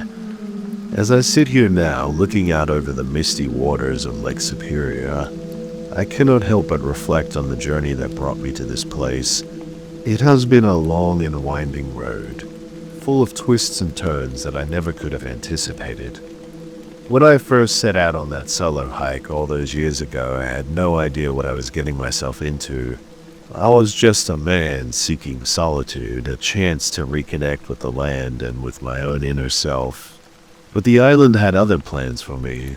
It called to me, drew me in with its wild beauty and its ancient secrets. When I encountered the Meshebeshu, when I looked into its eyes and saw the power and the mystery that lay within, I knew that my life would never be the same. Since then, I have dedicated myself to the island, to the sacred duty of guardianship that the Meshebeshu entrusted to me. I've walked the trails and paddled the waters, watching over the land and all who dwell within it. And in doing so, I have found a sense of purpose, a deep connection to something greater than myself. I have learned to listen to the whispers of the wind and the wisdom of the trees, to see the world through the eyes of the spirits that guard this place. But I know that my journey is far from over.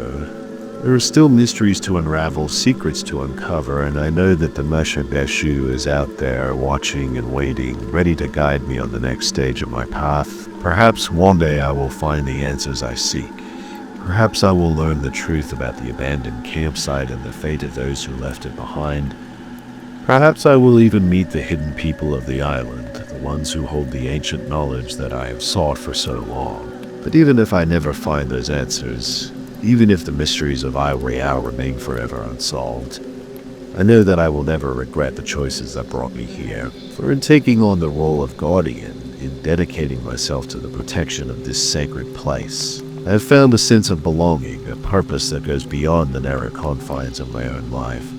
And so, as I sit here now, watching the mist rise from the water and the sunset behind the trees, I know that I am exactly where I am meant to be.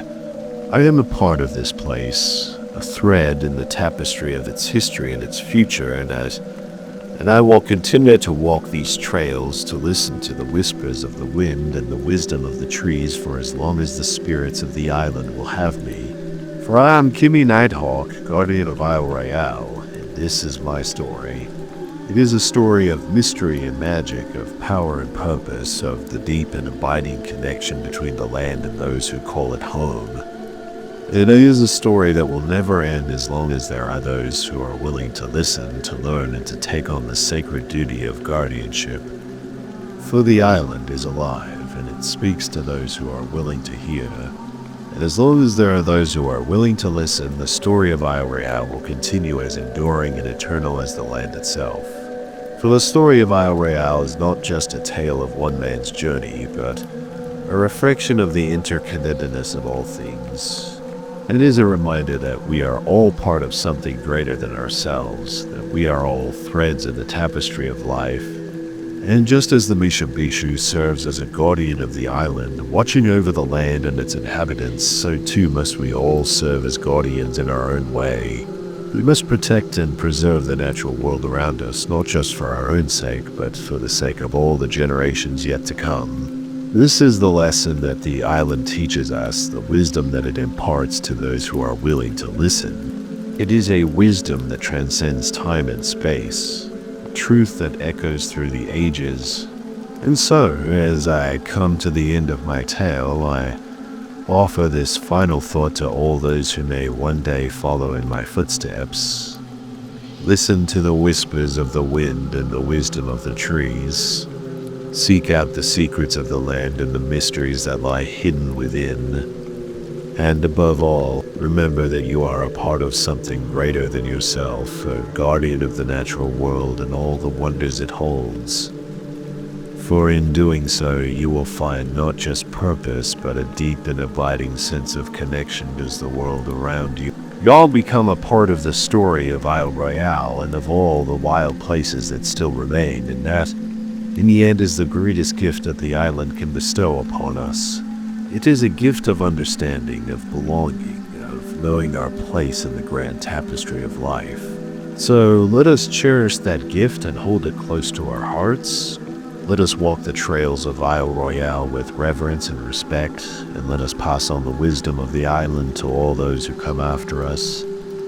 For in doing so, we ensure that the story of Isle Royale will never end, that the Mishibishu will always have guardians to watch over the land, and that the wisdom of the wild will endure as timeless and eternal as the island itself. It was back in 2008, deep in the forests of British Columbia, when everything took an unexpected turn. My name is Nathaniel Greyhawk, a member of the Haida Nation, and I've spent most of my life navigating these woods like the back of my hand, growing up surrounded by towering cedars and the whispering of ancient trees. I always felt more at home under the canopy than anywhere else. That fateful year, my cousin Liam and I decided to embark on a hunting trip, as we often did when the leaves began to turn. We packed our gear, loaded up the old pickup truck, and headed toward a remote area we'd heard was teeming with game. The drive was long, the dirt roads winding like serpents through the rugged terrain. But we didn't mind. Out here, time seemed to stretch, unbound by the constraints of the modern world. "You think we'll finally bag that elusive buck this time," Liam joked, as we bounced along a particularly rutted section of the path. His eyes sparkled with mischief beneath the brim of his baseball cap. I chuckled, shaking my head. "Only if you don't scare it off with your snoring, I swear. Last time we camped out here, I thought a grizzly had wandered into our tent." "Hey, now," he retorted, feigning offense. "It's not snoring, it's advanced breathing techniques. Helps me stay alert." "Well, maybe you should invest in a silencer then, for yourself." I mean, one ought to alert every creature within a 5-mile radius of our presence, would we? Liam laughed, the sound mingling with the steady hum of the engine. Fair point, cousin Neil, work on it. As the sun began its slow descent, painting the sky in vivid streaks of orange and pink, we arrived at our usual spot. There was a small clearing nestled beside a crystal-clear lake. Its surface so still it practically reflected the fiery hues above. We made quick work of setting up camp, falling into the familiar rhythm we'd established over countless trips like this one. Before long, our tent was pitched and a fire crackled merrily in the pit we dug. The scent of pine mingled with wood smoke, a comforting perfume that always made me feel at ease. As the night drew its dark curtain across the sky, we sat side by side on a fallen log, nursing mugs of strong coffee. Remember when Grandpa used to tell us those old stories? Liam mused, his gaze fixed on the dancing flames, the ones about spirits and creatures lurking in these woods. I nodded, a smile tugging at my lips. Yeah, he always did have a flair for the dramatic, though. Looking back, I think maybe he was just trying to keep us from wandering off too far. Well, it worked, Liam admitted with a rueful grin. I didn't step foot in these forests alone until I was 16. Every snapping twig or rustling branch had me convinced some ancient evil was about to leap out and drag me away. I smirked, elbowing him lightly. And now look at us, two grown men still half expecting to see shadows move on their own accord. Speak for yourself, he laughed, draining the last of his coffee. I'm here for the hunting and the peace and quiet. No ghost stories needed. Thank you very much. We talked and laughed well into the night, reminiscing about childhood misadventures and speculating on what the next day might bring. Finally, we crawled into our sleeping bags, the soft hooting of an owl and then a lap of water against the shore lulling us to sleep. If only we'd known then what awaited us, that our lives were about to take a turn into the realm of nightmares. But blissfully unaware, we drifted off our dreams, filled with the promise of a successful hunt and a few days of welcome respite from the daily grind. Little did we know, we'd soon be fighting for our very survival against a foe beyond our wildest imaginings. The next morning dawned crisp and clear, the air carrying a hint of the coming autumn. We rose with the sun, eagerly preparing for the day ahead. After a hearty breakfast of bacon and eggs cooked over the campfire, we gathered our gear and set off into the woods. The forest was alive with the sounds of nature stirring from its slumber. Birds trolled their melodic greetings, while squirrels chittered and scampered among the branches. Overhead, even the trees seemed to whisper secrets to one another, their leaves rustling in the gentle breeze. It was a world unto itself, untouched by the chaos and clamor of civilization. We moved quietly through the underbrush, scanning the ground for signs of our quarry. Liam had always been the better tracker between us, his keen eyes quick to pick up on the subtlest of clues. It wasn't long before he spotted a set of fresh deer tracks leading deeper into the woods. Over there, he whispered, pointing to the imprints in the soft earth. Looks like a buck, and a big one at that. I nodded, a thrill of anticipation running through me. We'd been after this particular buck for the past 2 seasons, always seeming to just miss it. But something told me today would be different. Call it a hunter's intuition. We followed the tracks, moving cautiously so as not to startle our prey. The forest grew denser as we ventured further in the canopy overhead, blocking out more and more of the sunlight. It was as if we were stepping into another realm entirely, one where the rules of the outside world held no sway. An hour passed, then 2, with no sign of the elusive buck. We paused to rest, leaning against the rough bark of a towering cedar. Liam pulled out his canteen, taking a long swig before passing it to me, starting to think this guy's got a sixth sense when it comes to avoiding us. He mused. Riley, I chuckled, wiping my mouth with the back of my hand. Maybe he's just smarter than your average deer. Gotta admire that kind of cunning. Yeah, Well, I'd admire it a lot more if it didn't mean going home empty-handed again. Liam pushed off from the tree, stretching his arms overhead. What do you say? We split up for a bit. Cover more ground that way. I hesitated, a flicker of unease settling in my gut. It was an old hunter's superstition, the idea that separating was an open invitation for bad luck. I brushed it aside. We were both experienced outdoorsmen, more than capable of handling ourselves. Alright, I agreed. Let's not stray too far. These woods have a way of turning you around if you're not careful.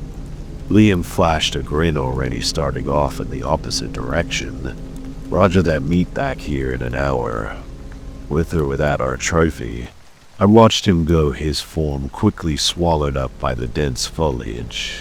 Then, with a deep breath, I turned and forged my own path into the waiting forest. The first few minutes passed uneventfully as I navigated the uneven terrain, pausing every so often to listen for signs of movement. That's when I noticed it. The unnatural quiet that had settled over the woods like a tangible thing. The birds had fallen silent. Even the ever-present hum of insects seemed muted, replaced by a leaden stillness that raised the hairs on my neck. Something was wrong. A twig snapped up behind me, the sound as sharp as a gunshot. In the oppressive silence, I spun around, heart pounding, searching the greenery for any sign of danger. But there was nothing, just an ocean of leaves and gnarled branches swaying in the breeze. Get a hold of yourself, I muttered under my breath. It's just nerves playing tricks on you. Still, I couldn't shake the feeling of being watched, of eyes boring into me from some unseen vantage point. I quickened my pace, suddenly eager to rejoin Liam.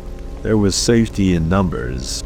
The uneasy feeling only intensified as I pushed deeper into the forest, shadows seeming to lengthen and take on a life of their own. Every rustle of leaves or creak of a branch had me whipping my head around, searching for a threat that remained maddeningly elusive. It was as if the woods were conspiring against me, determined to keep their secrets. After what felt like an eternity, I finally spotted Liam up ahead, his tall frame unmistakable even at a distance. Relief washed over me, and I quickened my pace to close the gap between us. Liam, I called out as I drew near. Man, am I glad to see you. As he turned to face me, the words died in my throat. His face was ashen, eyes wide, with a fear I'd never seen in him before. And then the wind shifted and a foul stench hit me like a physical blow. It was the unmistakable odor of death and decay, mingled with something else, something I couldn't quite put my finger on. We need to go, Liam said urgently, already moving past me. No, I didn't argue, falling into step beside him as we retraced our path back toward the campsite. Questions burned on my tongue, but I held them back, sensing that now was not the time. It wasn't until we put some distance between us and whatever had spooked Liam that he finally slowed his pace enough for me to ask what had happened. I found something he said quietly, not meeting my eyes. Something bad, a cold knot formed in the pit of my stomach. What do you mean? Liam took a shaky breath before answering. It was a deer, or what's left of one, anyway. Something had torn it apart, strewn its insides across the forest floor like some kind of sick offering.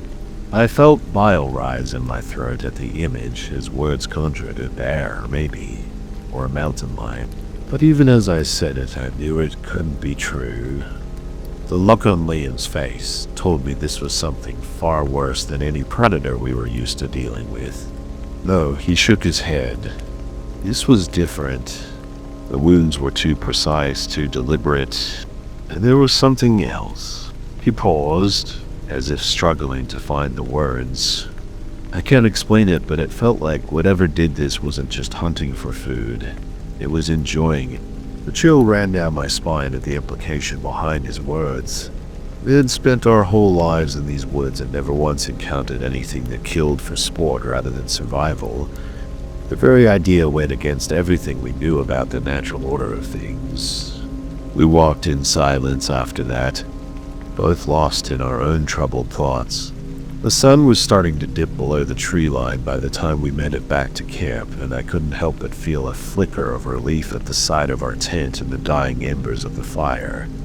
It wasn't much, but it represented a small slice of familiarity in a world that suddenly felt alien and threatening. Morgan busied himself with rekindling the flames while I dug through our supplies for something to eat. Neither of us were particularly hungry after what we'd seen, but going through the motions gave us something to focus on besides the growing unease. As night fell in earnest, we sat huddled close to the fire rifles within easy reach. The usual nighttime sounds of the forest had taken on a sinister edge to my ears, and I caught myself flinching at every hoot of an owl or rustling of leaves. Liam seemed similarly on edge, his gaze constantly roving the edge of our little circle of light, as if expecting something to come charging out at any moment. We'd sat like that for over an hour when I heard it, a low, guttural growl that sent tendrils of icy fear curling through my veins. Came again, closer this time, and accompanied by the unmistakable sound of snapping twigs under heavy footfalls. Liam was on his feet in an instant, rifle at the ready, as he scanned the darkness beyond our campsite. "Get ready to run," he said tersely, not taking his eyes off the tray line. I nodded mutely, hands shaking as I gripped my own weapon, tight enough to turn my knuckles white. Whatever was out there sounded massive, and every instinct screamed at me to flee rather than fight. But there was nowhere to go except deeper into the woods, and somehow I knew that would only be inviting our own demise. So we stood our ground even as that awful snarling drew closer, steeling ourselves for a confrontation with something straight out of our worst nightmares. Little did we know, the true horror was only just beginning. The growling intensified, seeming to come from all around us as we stood back to back, rifles at the ready. My heart pounded so hard I feared it might burst right out of my chest. Suddenly, the bushes at the edge of our campsite parted and a monstrous shape emerged into the firelight. I froze mine, struggling to process the sight before me. It was like something out of a fever dream, a twisted amalgamation of beast and nightmare. The creature stood nearly 8 feet tall on 4 muscular legs, its body covered in coarse dark fur matted with dried blood and gore. But it was the head that truly defied belief. It resembled that of a wolverine, with a long, tapered snout and small, rounded ears. However, it was grotesquely oversized, almost comically disproportionate to the rest of its body. Yellowed fangs, the length of my fingers, protruded from its snarling jaws, glistening with saliva. And the eyes, dear God, the eyes.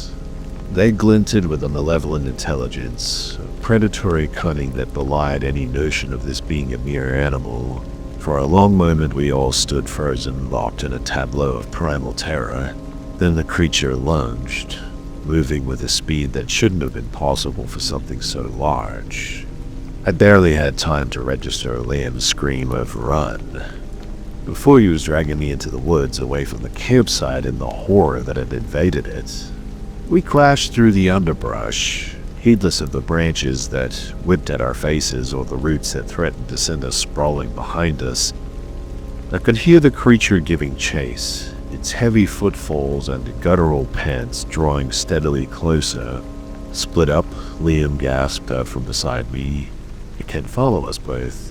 Every instinct rebelled against the idea of separating, but I knew he was right. Together we were too easy a target. At least this way one of us might have a chance of making it out alive. With a final anguished look at my cousin, I veered off to the right, while he continued straight ahead. Immediately the sounds of pursuit changed, growing fainter as the creature chose to follow Liam. A small, shameful part of me felt a flicker of relief, even as my heart clenched with fear for my cousin's safety. I ran until my lungs burned and my legs felt like rubber. Adrenaline was the only thing keeping me upright. Finally, I stumbled to a halt beside a fallen tree, collapsing to my knees as I fought to catch my breath. The forest around me was eerily silent. no sign of either Liam or the creature. For a wild moment I wondered if I had somehow imagined the whole thing, but the scratches on my arms from the mad dash through the underbrush and the acrid stench of fierce sweat clinging to my skin told me otherwise. This was real, as much as I wished it weren't. I allowed myself a few precious seconds to rest before forcing myself back to my feet. I had to find Liam. The thought of him out there alone, being stalked by that thing, was unbearable. But as I took a step forward, a twig snapped behind me. I spun around, bringing my rifle up in one smooth motion, but it was too late. The dark shape barreled into me with the force of a freight train, sending me flying backwards. I hit the ground hard. Stars exploded across my vision as the air was driven from my lungs. Clawed hands pinned me down, and I found myself staring up into the nightmarish face of the creature. Its breath was hot and fetid as it loomed over me, those terrifyingly intelligent eyes boring into my own. I struggled against its grip, but it was like trying to move a mountain. The thing was immensely strong.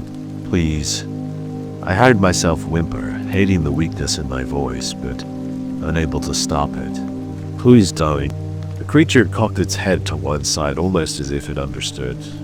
For a moment, I dared to hope that some spark of mercy might exist within its monstrous form. But then its jaws opened wide, revealing row upon row of jagged teeth, and I knew I was going to die.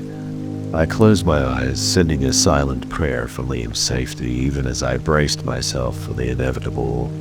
But the killing blow never came. Instead, a blood-curdling scream echoed through the night, so full of agony and terror that it scarcely sounded human. The scream pierced through the night air, a sound of such raw anguish that it made my blood run cold. The creature's head snapped up, its attention drawn away from me. As it searched for the source, I seized the opportunity, driving my knee into its midsection with all the strength I could muster. The blow barely seemed to register, but it was enough to make the thing shift its weight, giving me the space I needed. I rolled out from under it, scrambling to my feet and snatching up my fallen rifle. In one desperate motion, the creature whirled to face me, a low growl rumbling in its throat. But I was already moving. I crashed through the undergrowth, heedless of the direction, driven by pure survival instincts. Behind me, I could hear the creature giving chase once more, but its pursuit seemed less focused than before. It was as if that terrible scream had unsettled it somehow. Branches whipped at my face and thorny vines tore at my clothes as I ran, but I barely felt them. My mind was consumed with a single overriding thought. I had to find Liam. That scream had been human. I was sure of it, and a sickening certainty settled in my guts that it had been my cousin. I don't know how long or how far I ran. Time seemed to lose all meaning in that endless nightmarish forest. But eventually I burst into a small clearing, and the scene that greeted me made my heart seize. In my chest, Liam lay crumpled on the ground, his body twisted at an unnatural angle. Blood pooled beneath him, black in the moonlight, and for a moment I was certain he was dead. But then I saw the faint rise and fall of his chest, and a spark of hope ignited within me. I rushed to his side, dropping to my knees beside him. Liam, I whispered urgently, hands hovering uncertainly over his broken form. Liam, can you hear me? His eyelids fluttered and a low moan escaped his lips. Relief crashed over me like a wave. He was alive, badly hurt, but alive. I'm here, I said, trying to keep my voice steady. I'm gonna get you out of here. Okay, just stay with me. I shrugged out of my jacket, wadding it up and pursing it against the worst of the bleeding. Liam groaned at the pressure but didn't try to pull away. His eyes were glassy with pain and shock, but they held mine clean to the lifeline of my presence. The creature, he rasped out, "It's not natural, not animal." I nodded, cold dread settling in the pit of my stomach. I'd suspected as much myself, but hearing Liam say it aloud made it seem all the more real. I know I said, but we can't think about that right now. We need to focus on getting out of here. Even as I said the words, I knew how hollow they were. We were miles from civilization, deep in the heart of the wilderness, with a monster stalking us. Our chances of making it out alive were slim to none. I couldn't let myself dwell on that. For Liam's sake, I had to stay strong. I was just about to try and lift him when the sound made me freeze. It was that same low growl, the one that had heralded the creature's arrival at our campsite. Slowly, dread coiling in my gut, I turned my head. There, at the edge of the clearing, stood the beast in the pale moonlight. It looked even more horrific than before. Its fur matted with fresh blood. Liam's blood, I realized with a surge of nausea. It stared at us head lowered, muscles tensed as if ready to spring. I raised my rifle with shaking hands, but I knew it was futile. This thing had already proven itself impervious to bullets. All I could do was put myself between it and Liam and pray for a quick end. But as I braced myself for the inevitable charge, something strange happened. The creature's gaze shifted, moving from us to a point somewhere over my shoulder. Its nostrils flared and its hackles rose as a low, uneasy whine escaped its throat. It was almost as if it had sensed something that frightened even its monstrous self. And then, incredibly, it turned and slunk back into the shadows, disappearing as silently as it had come. For a long moment I could only stare after it, hardly daring to believe our reprieve. But the forest remained still and silent, devoid of any further threat. I turned back to Liam, my mind racing. "We need to move," I said urgently. While it's distracted, he nodded, his face tight with pain. As I helped him to his feet, he leaned heavily against me, one arm slung across my shoulders, and together we began to limp our way through the trees. Each step was agony for him, I could tell, but he ground his teeth and pushed onward with a determination that made my heart ache. We had only gone a short distance when Liam suddenly stiffened his head, lifting like a deer that had caught a scent. "Do you follow that?" he whispered. At first, I didn't know what he meant, but then I felt it too, prickling at the back of my neck. The sense of some unseen presence watching us from the darkness. But unlike the predatory gaze of the creature, this felt different, almost protective. I risked a glance over my shoulder and my breath caught in my throat. There, standing at the edge of the tree line, was a figure. It was tall, even taller than the beast that had attacked us, but its form was unmistakably human, or humanoid at least, though details were impossible to make out in the darkness. I could see that it was covered in shaggy hair, the color of smoke. Its arms were long, almost unnaturally so. They hung at its sides in a way that was almost simian. But it was the eyes that commanded attention, two bright points of amber that seemed to glow with an inner light. The figure didn't move, didn't make a sound. It simply watched us, inscrutable and silent as we stumbled past. Some deep primal instinct told me that this was what had driven the creature away, that this strange sentinel had somehow intervened on our behalf. I didn't know whether to be grateful or terrified. In the end, I settled for simply putting one foot in front of the other, focusing on the task of getting Liam to safety. Whatever mysteries the forest held, whatever ancient powers had seen fit to spare us, they would have to wait. Survival was all that mattered. Now, the journey back to civilization was a blur of pain and exhaustion. Liam drifted in and out of consciousness, his weight growing heavier against my shoulders with each passing mile. I kept up a constant stream of encouragement, more for my own sake than his. My voice grew hoarse and ragged as the hours wore on. At some point the sun rose, casting dappled patterns across the forest floor. But even the warmth of daylight couldn't chase away the chill that had settled deep in my bones. I felt hollowed out, scoured clean by the horrors we had witnessed. It was mid-afternoon by the time we finally stumbled out of the tree line and onto a remote logging road. I nearly wept at the sight of tire tracks in the dirt, signs of humanity, of the world we had left behind. Even the distant growl of machinery in the distance was music to my ears. I lowered Liam gently to the ground, propping him up against a tree stump. His face was ashen beneath the dirt and blood, his breath coming in short, shallow gasps. I only needed medical attention, and soon. "Stay here," I told him, squeezing his shoulder. "I'm going to get help." He managed a weak nod, his eyes fluttering closed. I hesitated, torn between the need to stay with him and the urgency of finding aid. But the choice was clear. If I didn't go now, we might both die out here. I set off down the road at a stumbling run, my legs screaming in protest. With every step, the sound of machinery grew louder as I went, guiding me towards what I hoped was a logging camp or some other outpost of civilization. After what felt like an eternity, I rounded a bend and nearly sobbed in relief. There, nestled in a clearing, was a cluster of trailers and heavy equipment. Mobile sawmill by the looks of it.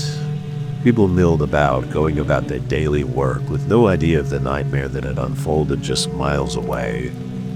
I staggered into the camp, my sudden appearance drawing shocked stares and murmurs of concern.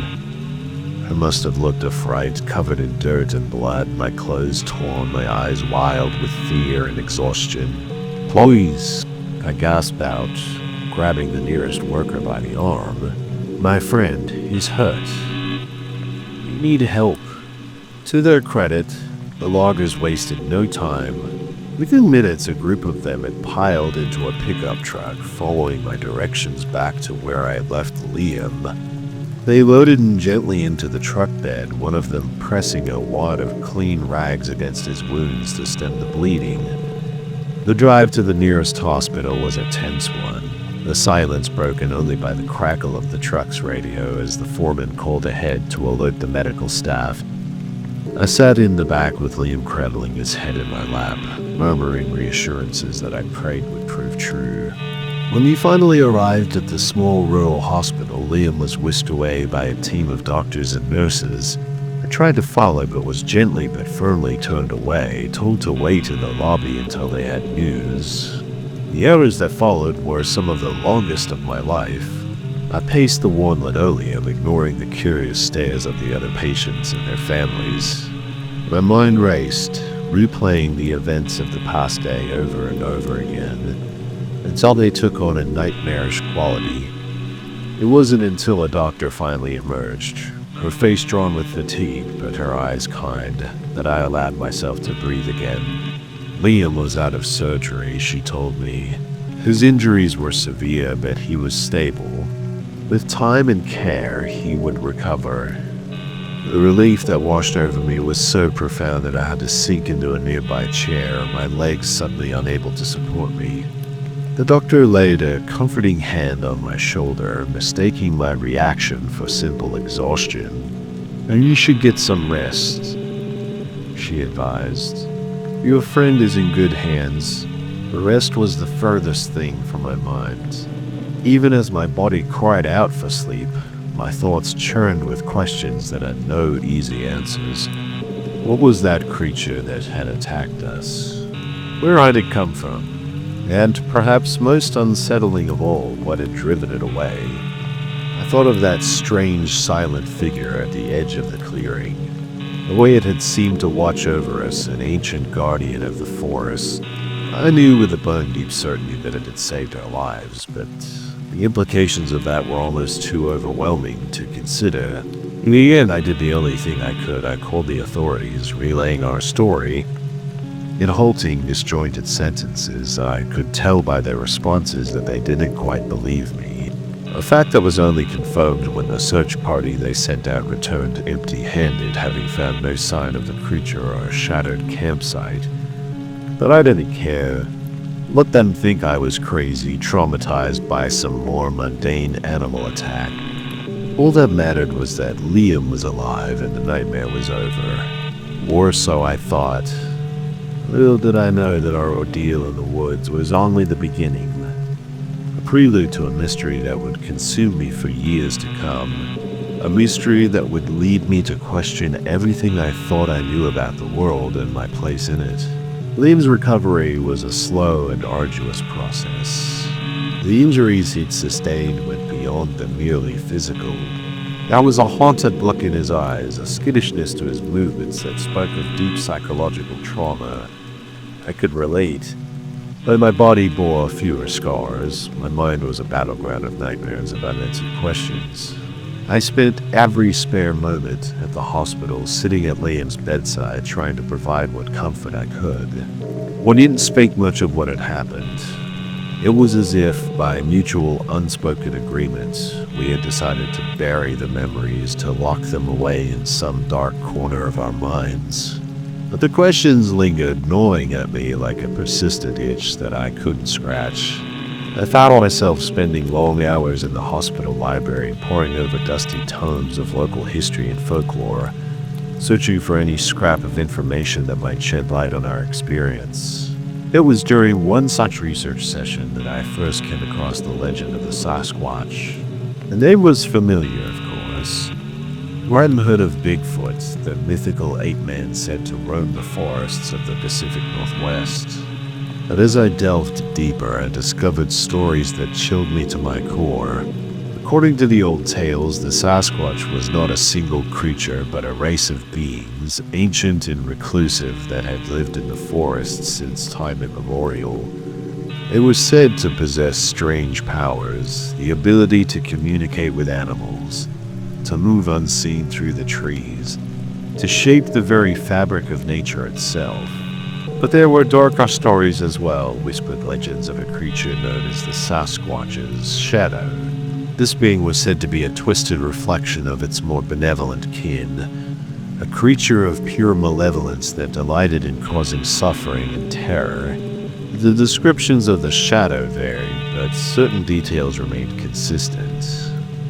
It was always larger than a normal Sasquatch, with a misshapen head and eyes that glowed with a feral, predatory intelligence.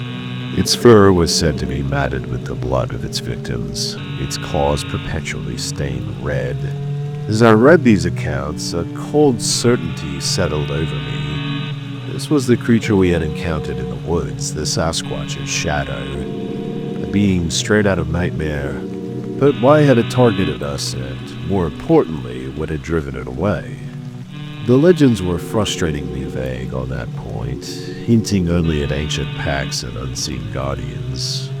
I was still grappling with these questions when Liam was finally discharged from the hospital. Physically, he had healed. The doctors had done their work well, but the shadow in his eyes remained a constant reminder of what we had endured. We returned to our lives, trying to pick up the pieces and move on, but it was impossible.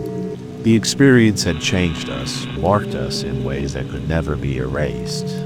All like soldiers returned from a war no one else could understand. Haunted by memories of a battle we could never truly leave behind.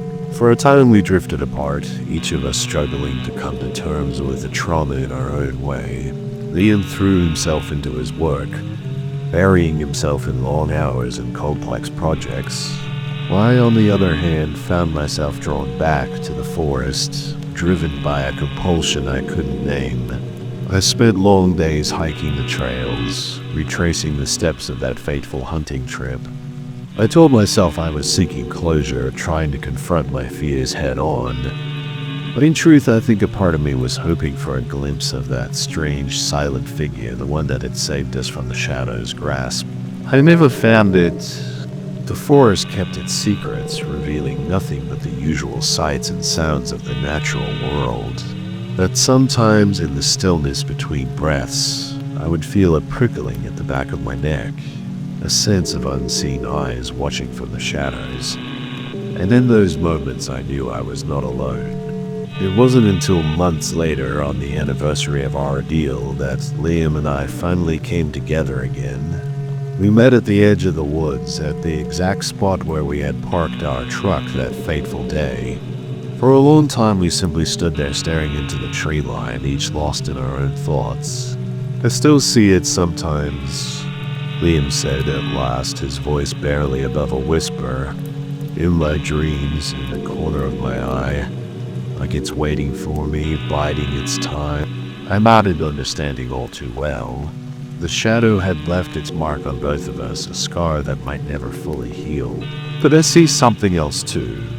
William continued, a figure tall and silent, watching over us like a guardian angel or something. I felt a chill run down my spine. So he had seen it too, the mysterious being that had come to our aid. It was a validation of sorts, a confirmation that I wasn't crazy, that the experience we shared had been real. What do you think it was? I asked, my voice hushed with something like awe. Liam shook his head. I don't know, but whatever it was, I owe it my life. We both do. We fell silent then, each of us grappling with the implications of that statement. In the months since our ordeal, I had come to believe that the world was a far stranger place than I had ever imagined. That there were forces at work beyond human understanding, ancient powers that had existed long before our species ever walked the earth. And now, standing there at the threshold of the forest that had nearly claimed our lives, I felt a strange sense of kinship with those ancient powers. It was as if our ordeal had opened my eyes to a deeper layer of reality, one that had always been there but that I had been too blind to see. I think we were meant to survive, I said at last, my voice sounding oddly distant to my own ears. That whatever saved us, it did so for a reason. Liam turned to me, his eyes searching my face. What do you mean? I struggled to put my thoughts into words. It was a feeling more than a concrete idea, a deep intuition that our brush with the supernatural had been more than mere chance. Think about it, I said. Of all the people in the world, why us? Why did the shadow choose to attack two random hunters in the middle of nowhere? Bad luck, Liam suggested, but I could tell by his tone that he didn't really believe it. I shook my head. No, I think it was more than that. I think we were chosen, singled out for some purpose we don't yet understand. Liam was silent for a long moment, considering my words. When he spoke again, his voice was heavy with a mix of fear and wonder. You think it's not over, don't you? That this is just the beginning of something bigger? I nodded slowly. I don't know what it means or what's going to happen next, but I do know that we can't just go back to our old lives and pretend none of this ever happened. We've seen too much, experienced too much for that. So, what do we do? Liam asked, and in his voice I heard the same determination that had kept us alive in the heart of the nightmare. Well, none, I said simply. We research, we investigate. We track down every scrap of information we can find about the Sasquatch, the shadow, and the being that saved us, and then prepare ourselves for whatever comes next. It was a daunting prospect, the idea of dedicating our lives to unraveling a mystery that might never be fully solved. But in that moment, standing there at the edge of the unknown, I felt a sense of purpose take root in my heart. This was our path now, the road we had been set upon by forces beyond our control. And so, with a final glance at the forest that had changed us forever, Liam and I turned our backs on the past and stepped forward into an uncertain future. We had no way of knowing then the strange and terrifying places our quest would take us, the depths of myth and legend we would be forced to plumb. But one thing was clear, our old lives were over and a new chapter had begun. In the months and years that followed, Liam and I threw ourselves into our new mission with a fervor that bordered on obsession. We pored over ancient texts and obscure historical records, seeking out any mention of the creatures that had haunted our encounter in the woods. We spoke with tribal elders and folklore experts, gradually piecing together a picture of a hidden world that existed alongside our own, a world of ancient beings and primal powers, of spirits and shadows that had walked the earth long before humanity ever dreamed of civilization. It was a lonely path at times, one that alienated us from friends and family, who couldn't understand our newfound obsession. But we had each other bound by a shared trauma and a shared purpose that went beyond mere friendship. And ours in the back of our minds was the knowledge that our ordeal was not yet over, that somewhere out there the shadow still lurked, waiting for its chance to strike again. We knew we might never be truly safe, that our survival had marked us in some fundamental way. But we also knew that we were not alone. Somewhere in the depths of the forest, a silent guardian watched over us, ready to intervene should the darkness once again threaten to consume us. It was a strange comfort. The idea that we had an unseen protector, a being of myth and legend that had chosen us for reasons we might never fully comprehend, but in a world that had been forever changed by our brush with the supernatural. It was an anchor, a lifeline to cling to in the face of the unknown. And so we pressed on, driven by a thirst for knowledge and a deep, abiding need to understand the forces that had shaped our destiny. We knew that the road ahead would be long and fraught with peril, that we might never find the answers we sought. But we also knew that we had no choice, that the path we had been set upon was one from which there could be no turning back. And in the end, that was enough to keep us moving forward, step by step, into the heart of the mystery that had claimed us as its own. Years passed, and our quest took us to strange and distant corners of the world. We followed the threads of legend and myth, seeking out ancient sites and forgotten places where the veil between worlds was said to be thin. We climbed misty peaks in the Himalayas, trekked through dense rainforests in the Amazon, and delved into subterranean caverns that had never known the touch of sunlight. Everywhere we went, we found echoes of the same stories, the same whispered tales of ancient beings and unseen guardians, and always the shadow haunted our steps. Not in the physical sense. We never again encountered the creature that attacked us in the woods. Its presence lingered in our minds, a constant reminder of the darkness that lurked just beyond the edges of our understanding. There were times when the weight of it all threatened to crush us, when the enormity of the mystery we had taken upon ourselves seemed too vast to bear. In those moments, we clung to each other, drawing strength from our shared bond and the knowledge that we were not alone in our struggle. But even in our darkest hours, we never lost sight of our purpose. We knew that our survival was no accident, that we had been chosen for a reason, and we were determined to see that reason through, no matter the cost. As the years stretched on, our research began to yield fruit. We uncovered ancient texts that spoke of a great battle fought long ago, a war between the forces of light and darkness that had raged across the fabric of reality itself. At the center of this conflict were the Sasquatch and their shadowy counterparts, the beings we had come to know as the Guardians and the Shadows. They were the foot soldiers in a cosmic struggle, the physical manifestations of primordial forces that had existed since the dawn of time. The Guardians, it was said, were the protectors of the natural world, the stewards of the great forests and wild places that had flourished long before humanity's rise. They were beings of great wisdom and power, able to shape the very essence of nature to their will. But the Shadows were their antithesis, creatures of pure malevolence that delighted in corruption and decay. They were the bringers of blight and ruin, the heralds of a darkness that sought to consume all life. The conflict between these two forces was as old as creation itself, a never-ending dance of light and shadow that played out across millennia. And now, it seemed, Liam and I had been drawn into this ancient war, chosen by the Guardians for some purpose we had yet to fully understand. It was a humbling realization, one that filled us with a sense of both awe and trepidation. We were but small players in a drama that spanned the ages, insignificant specks caught up in the machinations of beings far beyond our comprehension. And yet we knew that our role was no less important for its seeming insignificance. We had been chosen, marked by destiny for some greater purpose, and it was up to us to see that purpose through, no matter where it might lead us.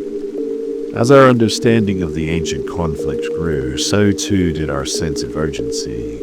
We knew that the Shadows were not content to lurk in the darkness forever, that they sought always to spread their corruption and bring ruin to the world of light.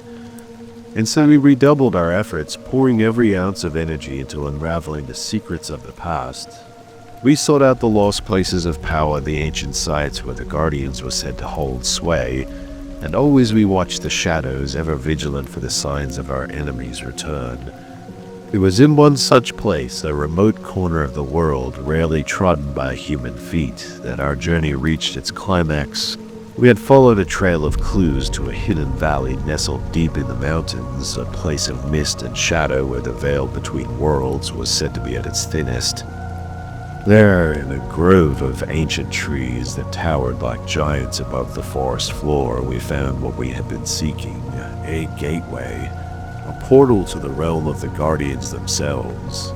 It was a moment of triumph, a culmination of years of hardship and sacrifice, but it was also a moment of great trepidation, for we knew that to step through that gateway was to cross a threshold from which there might be no return.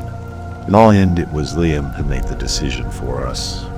He had always been the braver of the two, the one more willing to take risks in pursuit of our goal. And so, with a final glance back at the world we had known, he stepped forward into the shimmering portal. I followed close behind, my heart hammering in my chest as the world around us dissolved into a swirl of light and color. For a moment, I felt as though I was falling, plummeting through an endless void with no sense of up or down, and then as suddenly as it had begun, the sensation ceased. I found myself standing in a place unlike any I had ever seen. A realm of towering trees and shimmering mist that seemed to stretch on forever in every direction. There, in the heart of that ethereal landscape, we came face to face with the beings we had sought for so long. The Guardians, the ancient protectors of the natural world. They were as tall as the trees themselves, their forms shrouded in a soft, luminous glow that seemed to emanate from deep within. Their eyes were pools of infinite wisdom, their voices the whisper of wind through leaves. And in their presence we finally understood the true nature of our quest. We had been chosen not as warriors or champions, but as messengers, heralds of a truth that had been hidden from humanity for eons. The Guardians spoke to us then in a language that needed no words. They showed us visions of the past and future, of the great cycles of life and death that govern the natural world, and they charged us with a sacred duty to carry this knowledge back to our own kind, to awaken humanity to the wonders and responsibilities of our place in the great web of creation. It was a burden that weighed heavily upon us, but one we accepted with humility and grace, for we knew that our journey had been no accident, that every hardship and trial we had faced had been leading us to this moment. And so, with the blessing of the Guardians, we stepped back through the portal, back into the world of light and shadow we had left behind. But we were changed, transformed by the knowledge we now carried within us. In the years that followed, Liam and I became teachers and guides, sharing the wisdom of the Guardians with all who would listen. We spoke of the ancient mysteries, of the great cycles of nature and the delicate balance that governed all life.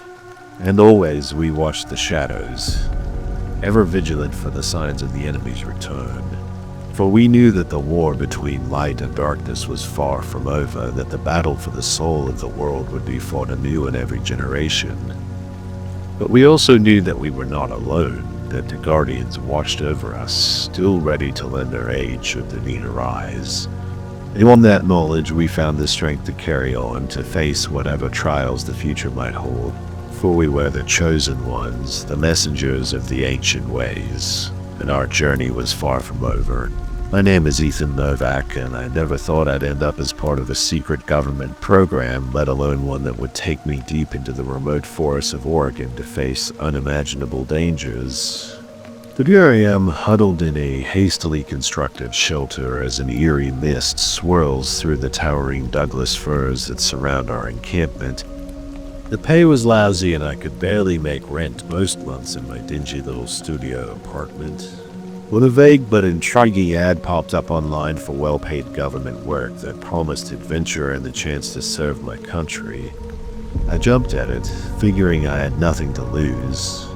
I should have known something was off when the recruiting process involved being shuttled to unmarked facilities in blacked-out vans and signing a stack of strict non-disclosure agreements. but the money was too good to pass up.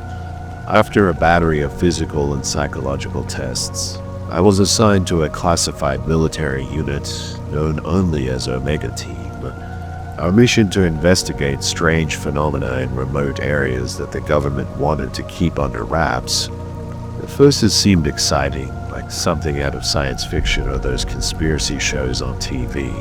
But the excitement quickly turned to dread as I learned more about our current operation. For weeks there have been reports of bizarre occurrences in the national forests of Oregon, mutilated animal carcasses, eerie lights in the sky, campers disappearing without a trace. Local authorities were baffled and the government wanted answers, which is where Omega Team came in. As our convoy of armored vehicles rumbled along a deserted logging road deeper and deeper into the mountains, I tried to ignore the tight knot of fear in my stomach. I glanced around at my fellow recruits, seeing that same unease etched on their faces. None of us had signed up for this. Our orders were to establish a remote base and patrol the area, investigating any anomalies while maintaining strict radio silence. We were told there shouldn't be any other humans around for miles. You can imagine our surprise when, on that first misty evening, we glimpsed a flicker of firelight through the trees and the dark silhouette of a human figure darting into the shadows. Movement. At 2 o'clock, Martinez hissed over our helmet comms as we crouched in the dense undergrowth. I swung my rifle to the right, using night vision scope, whispering softly as I scanned the gloomy tree line. There, a flicker of motion, shadows sliding between the trunks. My finger tightened on the trigger. I'd been warned about squatters, drifters, anyone who might compromise our mission out here. Just as I was about to squeeze off, Sarge's gruff voice crackled over the radio. Hold fire. I repeat, hold fire. Loose civilians in the kill zone. I exhaled and lowered my weapon, muscles unclenching. This was our third night on patrol, and tensions were running high. The first 48 hours had been quiet as we swept the forests around our encampment, sensors and cameras recording everything. Too quiet, some of the guys muttered. Where were all the animals, the birds? And then the weird stuff started happening. It began with a feeling, an icy prickle on the back of the neck when you knew someone was watching. We'd spin around expecting to catch some camper or hiker gawking at us, but there was never anyone there, just the trees and the mist, silent and inscrutable.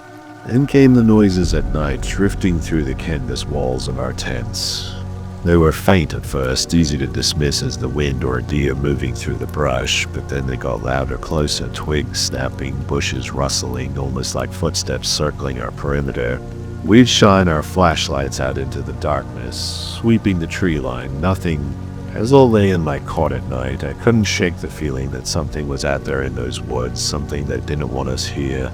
My mind spun with all the stories I'd heard, whispered around the campfire back home. Tales of strange creatures stalking the wilderness, dark things that lived in the space between myth and reality. Missing hikers, cattle, mutilations, lights in the sky. I tried to push those thoughts away to focus on the mission. We were elite soldiers, not paranoid conspiracy nuts. But every rustle of dry leaves outside the tent, every hoot of an unseen owl made my skin crawl and the hairs on my neck stand up. Martinez tapped my shoulder, jolting me back to the present. "Yo, Novak," he said, pointing to a spot deeper in the woods where a sickly greenish light seemed to be glowing faintly in the mist. The sickly green glow seemed to pulse and undulate between the distant trees, casting eerie shadows across the forest floor. Martinez and I exchanged a wary glance. In all our briefings and training, there had never been any mention of strange glowing lights. "What do you think it is?" Martinez asked, his voice tight, with a mix of fear and excitement. "No clue," I replied, "but we better check it out. Could be some campers messing around." Sarge's voice crackled over our radios, authorizing us to approach with caution. As we moved toward the glow, sweeping the undergrowth with our rifle-mounted lights, I couldn't shake the feeling that we were being watched. The hairs on my arms stood up inside my fatigues. The light seemed to recede as we approached, always staying maddeningly out of reach. We pushed deeper into the woods, off the trail and into the thick brush. Branches snagged at our clothes and slapped our faces, but we barely noticed. That strange glow had us mesmerized, pulling us forward. My breathing sounded too loud inside my helmet. I realized my hands were slick with sweat when they gripped my rifle. Just when it seemed like we would never reach the source of the light, we pushed through a dense wall of moss-covered trees and found ourselves in a small moonlit clearing. In the center of the clearing was a perfectly round pool of water, so still it looked like a mirror. The eerie green glow emanated from deep within it, pulsing softly. We approached cautiously until we stood at the very edge. Martinez crouched and dipped a gloved hand into the water. It came out clean, no trace of the glow. He looked up at me and shook his head. "What the hell?" I opened my mouth to reply when suddenly the glow intensified, burning so bright it seared my vision. A concussive force hit me like a giant fist, hurling me backward into the trees. I felt a sickening crack as my head slammed against something hard and unyielding. Fireworks exploded behind my eyes as I crumpled to the ground. The last thing I saw before consciousness fled was the dark silhouette of Martinez sprawled motionless by that unnatural pool, the glow dying away until the clearing was cloaked in shadow once more. I groaned and rolled over, my head pounding like the worst hangover of my life. Groping for my rifle, I pulled myself unsteadily to my knees. The eldritch green glow was gone, leaving only silver moonlight filtering through the canopy. "Martinez."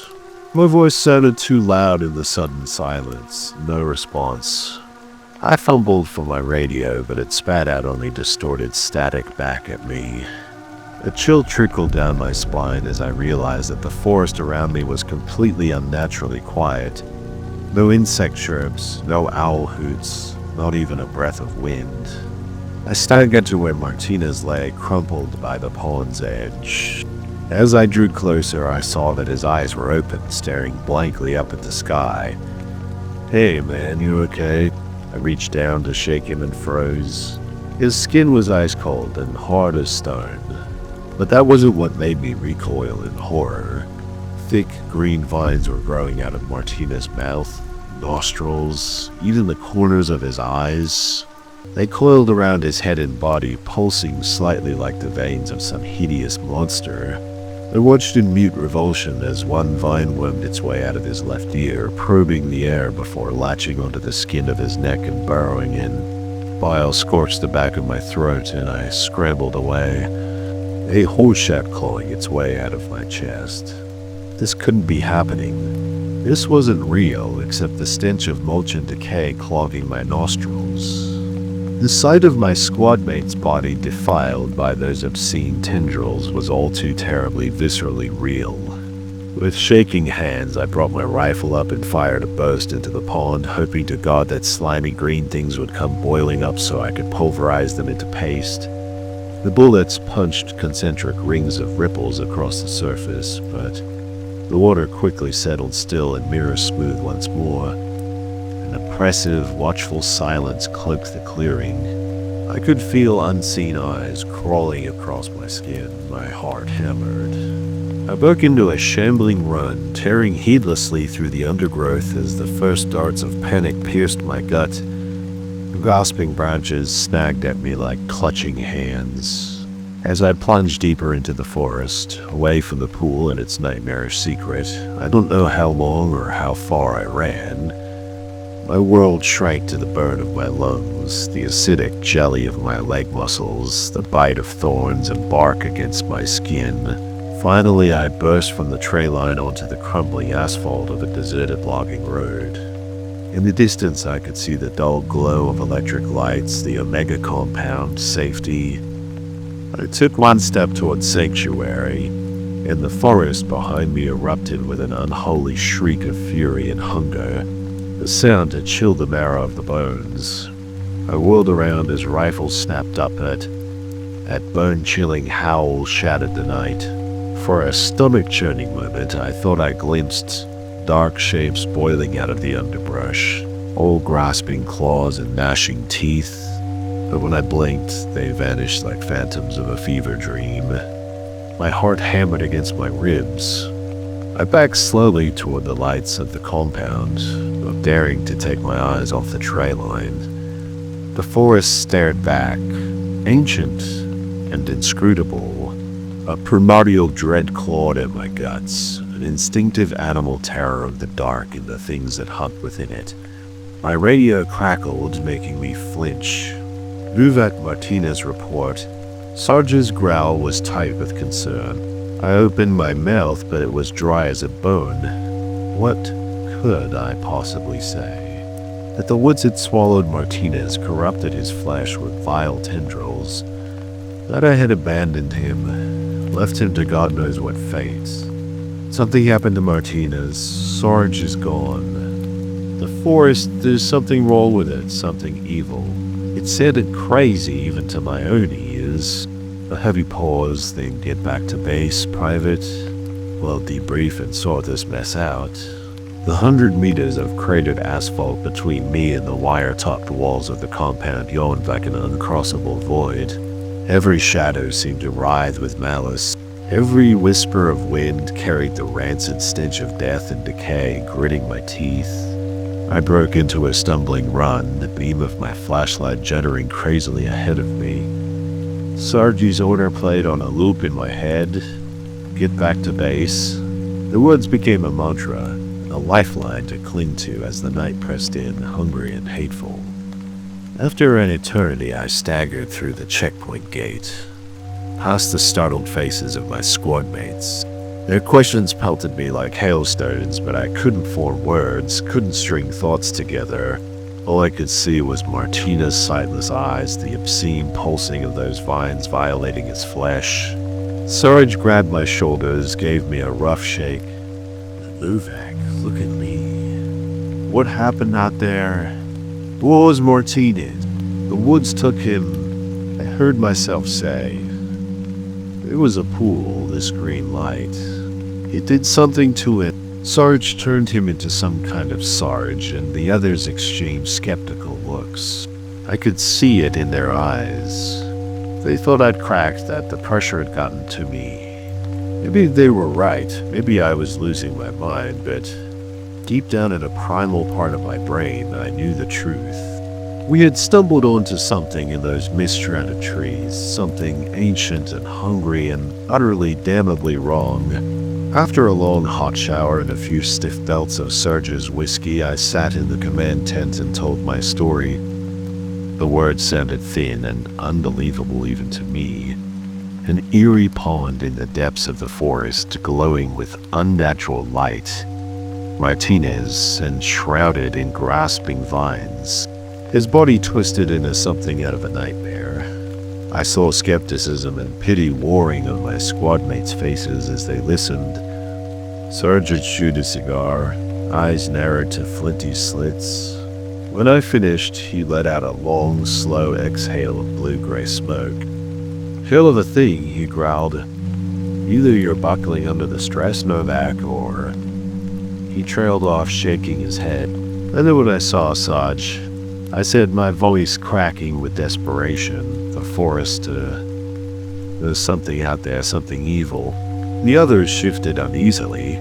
I could feel their doubt, like a weight pressing down on me. Sarge studied me for a long moment, then seemed to reach a decision. We'll search for Martinez at first light, he said, stubbing at his cigar. And we'll keep our eyes peeled for anything unusual.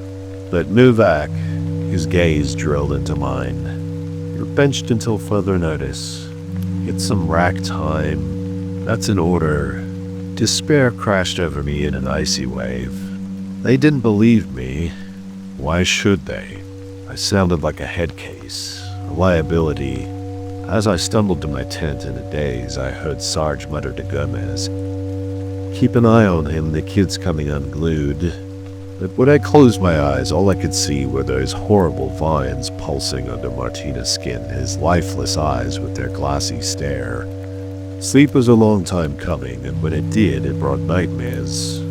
I dreamed I was back in that clearing where the air was thick with an acrid stench of vegetable decay. Moonlight shimmered on the surface of the unnatural pool. As I watched, ripples fractured the glossy black surface.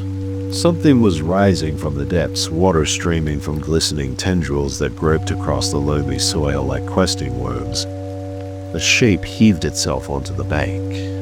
A tangle of vines and mottled, fungus-ridden flesh.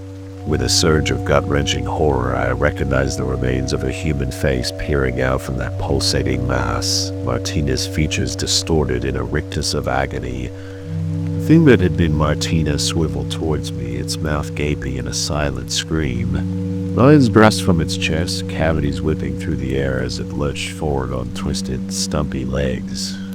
A strangled cry tore from my throat as I raised my rifle and jerked awake, my heart slamming against my ribs. Early dawn light filtered through the canvas walls of the tent. For a moment I just lay there, shaking and sweat-drenched. Then I heard the shouts and commotion outside, Sarge's voice barking orders. Something had happened. As I put on my boots with shaky hands, I knew with grim certainty that the nightmare was just beginning. The camp was in chaos. Soldiers dashed back and forth, their faces tight with controlled panic. And Sarge stood in the middle of it all, shouting orders. His eyes fell on me as I stumbled out of my tent. "Novak, grab your gear. We're rubbing out now. What's going on?" My tongue felt thick and clumsy. Perimeter breach. Something tore through the fence on the south side, and he hesitated, his jaw clenching. Glumez is missing. My blood turned to ice water. It was happening again. The forest. The thing that took Martinez had come for us. Sarge must have seen the knowledge in my eyes. He gave a tight nod. "Gear up. Hit bark. I want a full sweep of the perimeter. Teams of 2, watch each other's backs and check in every 5 minutes. Anything moves, shoot first. Ask questions later." As I rushed to prep my kit with shaking hands, my mind raced. The thing in the woods, it was escalating, growing bolder. How long before it tired of picking us off one by one, before it came for us in force? I thought of Martina's body taken and transformed into one of those abominations. Would that be Gamma's fate too? Would it be ours? Fear soured the back of my throat, but I choked it down. Fear wouldn't keep me alive. Out there, Sarge paired me with Halverson, a square-jawed Minnesotan who looked like he ate bullets for breakfast. As we moved out into the mist-shrouded trees, sweeping our sectors with taut efficiency, I could feel his sideways glances, sense the unspoken questions. I knew what he must be thinking. I was the weak link, the one who lost it on patrol, the one who got Martinez killed. I gritted my teeth and said nothing, just scanning the shifting shadows of the forest. The air felt heavy, oppressive, laden with the stench of loam and decay. Our footsteps seemed too loud on the mulch of dead leaves. A twig snapped somewhere off to our left, and we both froze, breath smoking in the chill air. I swung my barrel toward the sound, every nerve thrumming silence. Then another crack. Closer, something was moving through the underbrush, contact left. I breathed into my radio, investigating. Halverson shook his head emphatically, tapping his earpiece. Dead air, combs were out. A thrill of dread iced my spine. It was cutting us off, hunting us. Halverson jerked his head back toward camp, and I nodded. We had to warn the others, regroup, and fortify our position. As we pivoted to double time it back, I caught a flicker of movement out of the corner of my eye, just a shadow, a trick of the light. I turned to look and bit back a scream. There, crouched on a fallen log not 10 yards away, was a warped and twisted thing that might once have been human. Yellowed bones poked through leprous gray flesh, half shrouded in obscene, pulsating ropes of vegetation. The skull-like face with empty sockets leered at me, its jaw unhinging in a silent howl that turned my bowels to water. I stumbled backwards, fumbling for my rifle. Beside me, Halverson let out a choked sound of horror and disbelief. The thing coiled, preparing to spring. I saw the bunched knots of sinewy vines beneath its skin, the wet glisten of exposed organs. My finger found the trigger. I yanked it again and again. The bark of gunfire deafened in the hushed twilight of the forest. Halverson joined in a beat later, both of us pouring fire into the crouched horror. Leaves and splinters flew. A creature jerked and spazzed under the hail of bullets, but it didn't fall. Black ichor sprayed from shredded vines. But it kept coming, lurching towards us with terrible speed. I thumbed my rifle to full auto, screaming as I raked the approaching nightmare with lead. It stumbled, slowed, and its momentum carried it forward. The gun ran dry. I fumbled for another magazine with numb fingers. The creature loomed over me, close enough to smell the carrion reek of its breath. I stared into the empty pits of its eyes and saw only a ravenous, inhuman hunger. This was it. This was how I died. From my right, thunderous boom. The abomination's head snapped back, a fist-sized hole blown through its skull. It crumpled to the forest floor in a tangle of twitching vines, leaking green pus.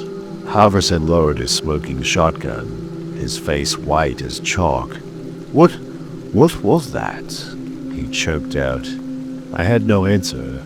We stared at the fallen creature, trying to process the sheer wrongness of it. Then slowly, a horrified realization crept over me. The vines, the grasping tendrils that animated the thing looked familiar, the same ones I had seen growing from Martina's corpse that terrible night. We have to get back, I croaked, warning the others. There's more of them out there. Halverson nodded grimly. We turned and ran, crashing through the undergrowth in a desperate sprint. Behind us, the shadows of the forest writhed with malevolent life. I could feel them watching. I heard the slither and creep of their passage. The camp was close. We were almost there. Then I heard it, a blood-curdling scream from the direction of the compound. It rose to an agonized crescendo and cut off abruptly. Halverson and I burst into the clearing and stumbled to a horrified halt in the flickering light of the floodlamps. I saw a scene that will haunt me until my dying day. The perimeter fence was down, trampled like matchwood. The command tent was a shredded ruin, canvas flapping in the chill breeze. Everywhere, the bodies my squad mates lay strewn about the churned earth of the compounds, twisted into grotesque boneless heaps. Some were still twitching, animated by a hideous parody of life.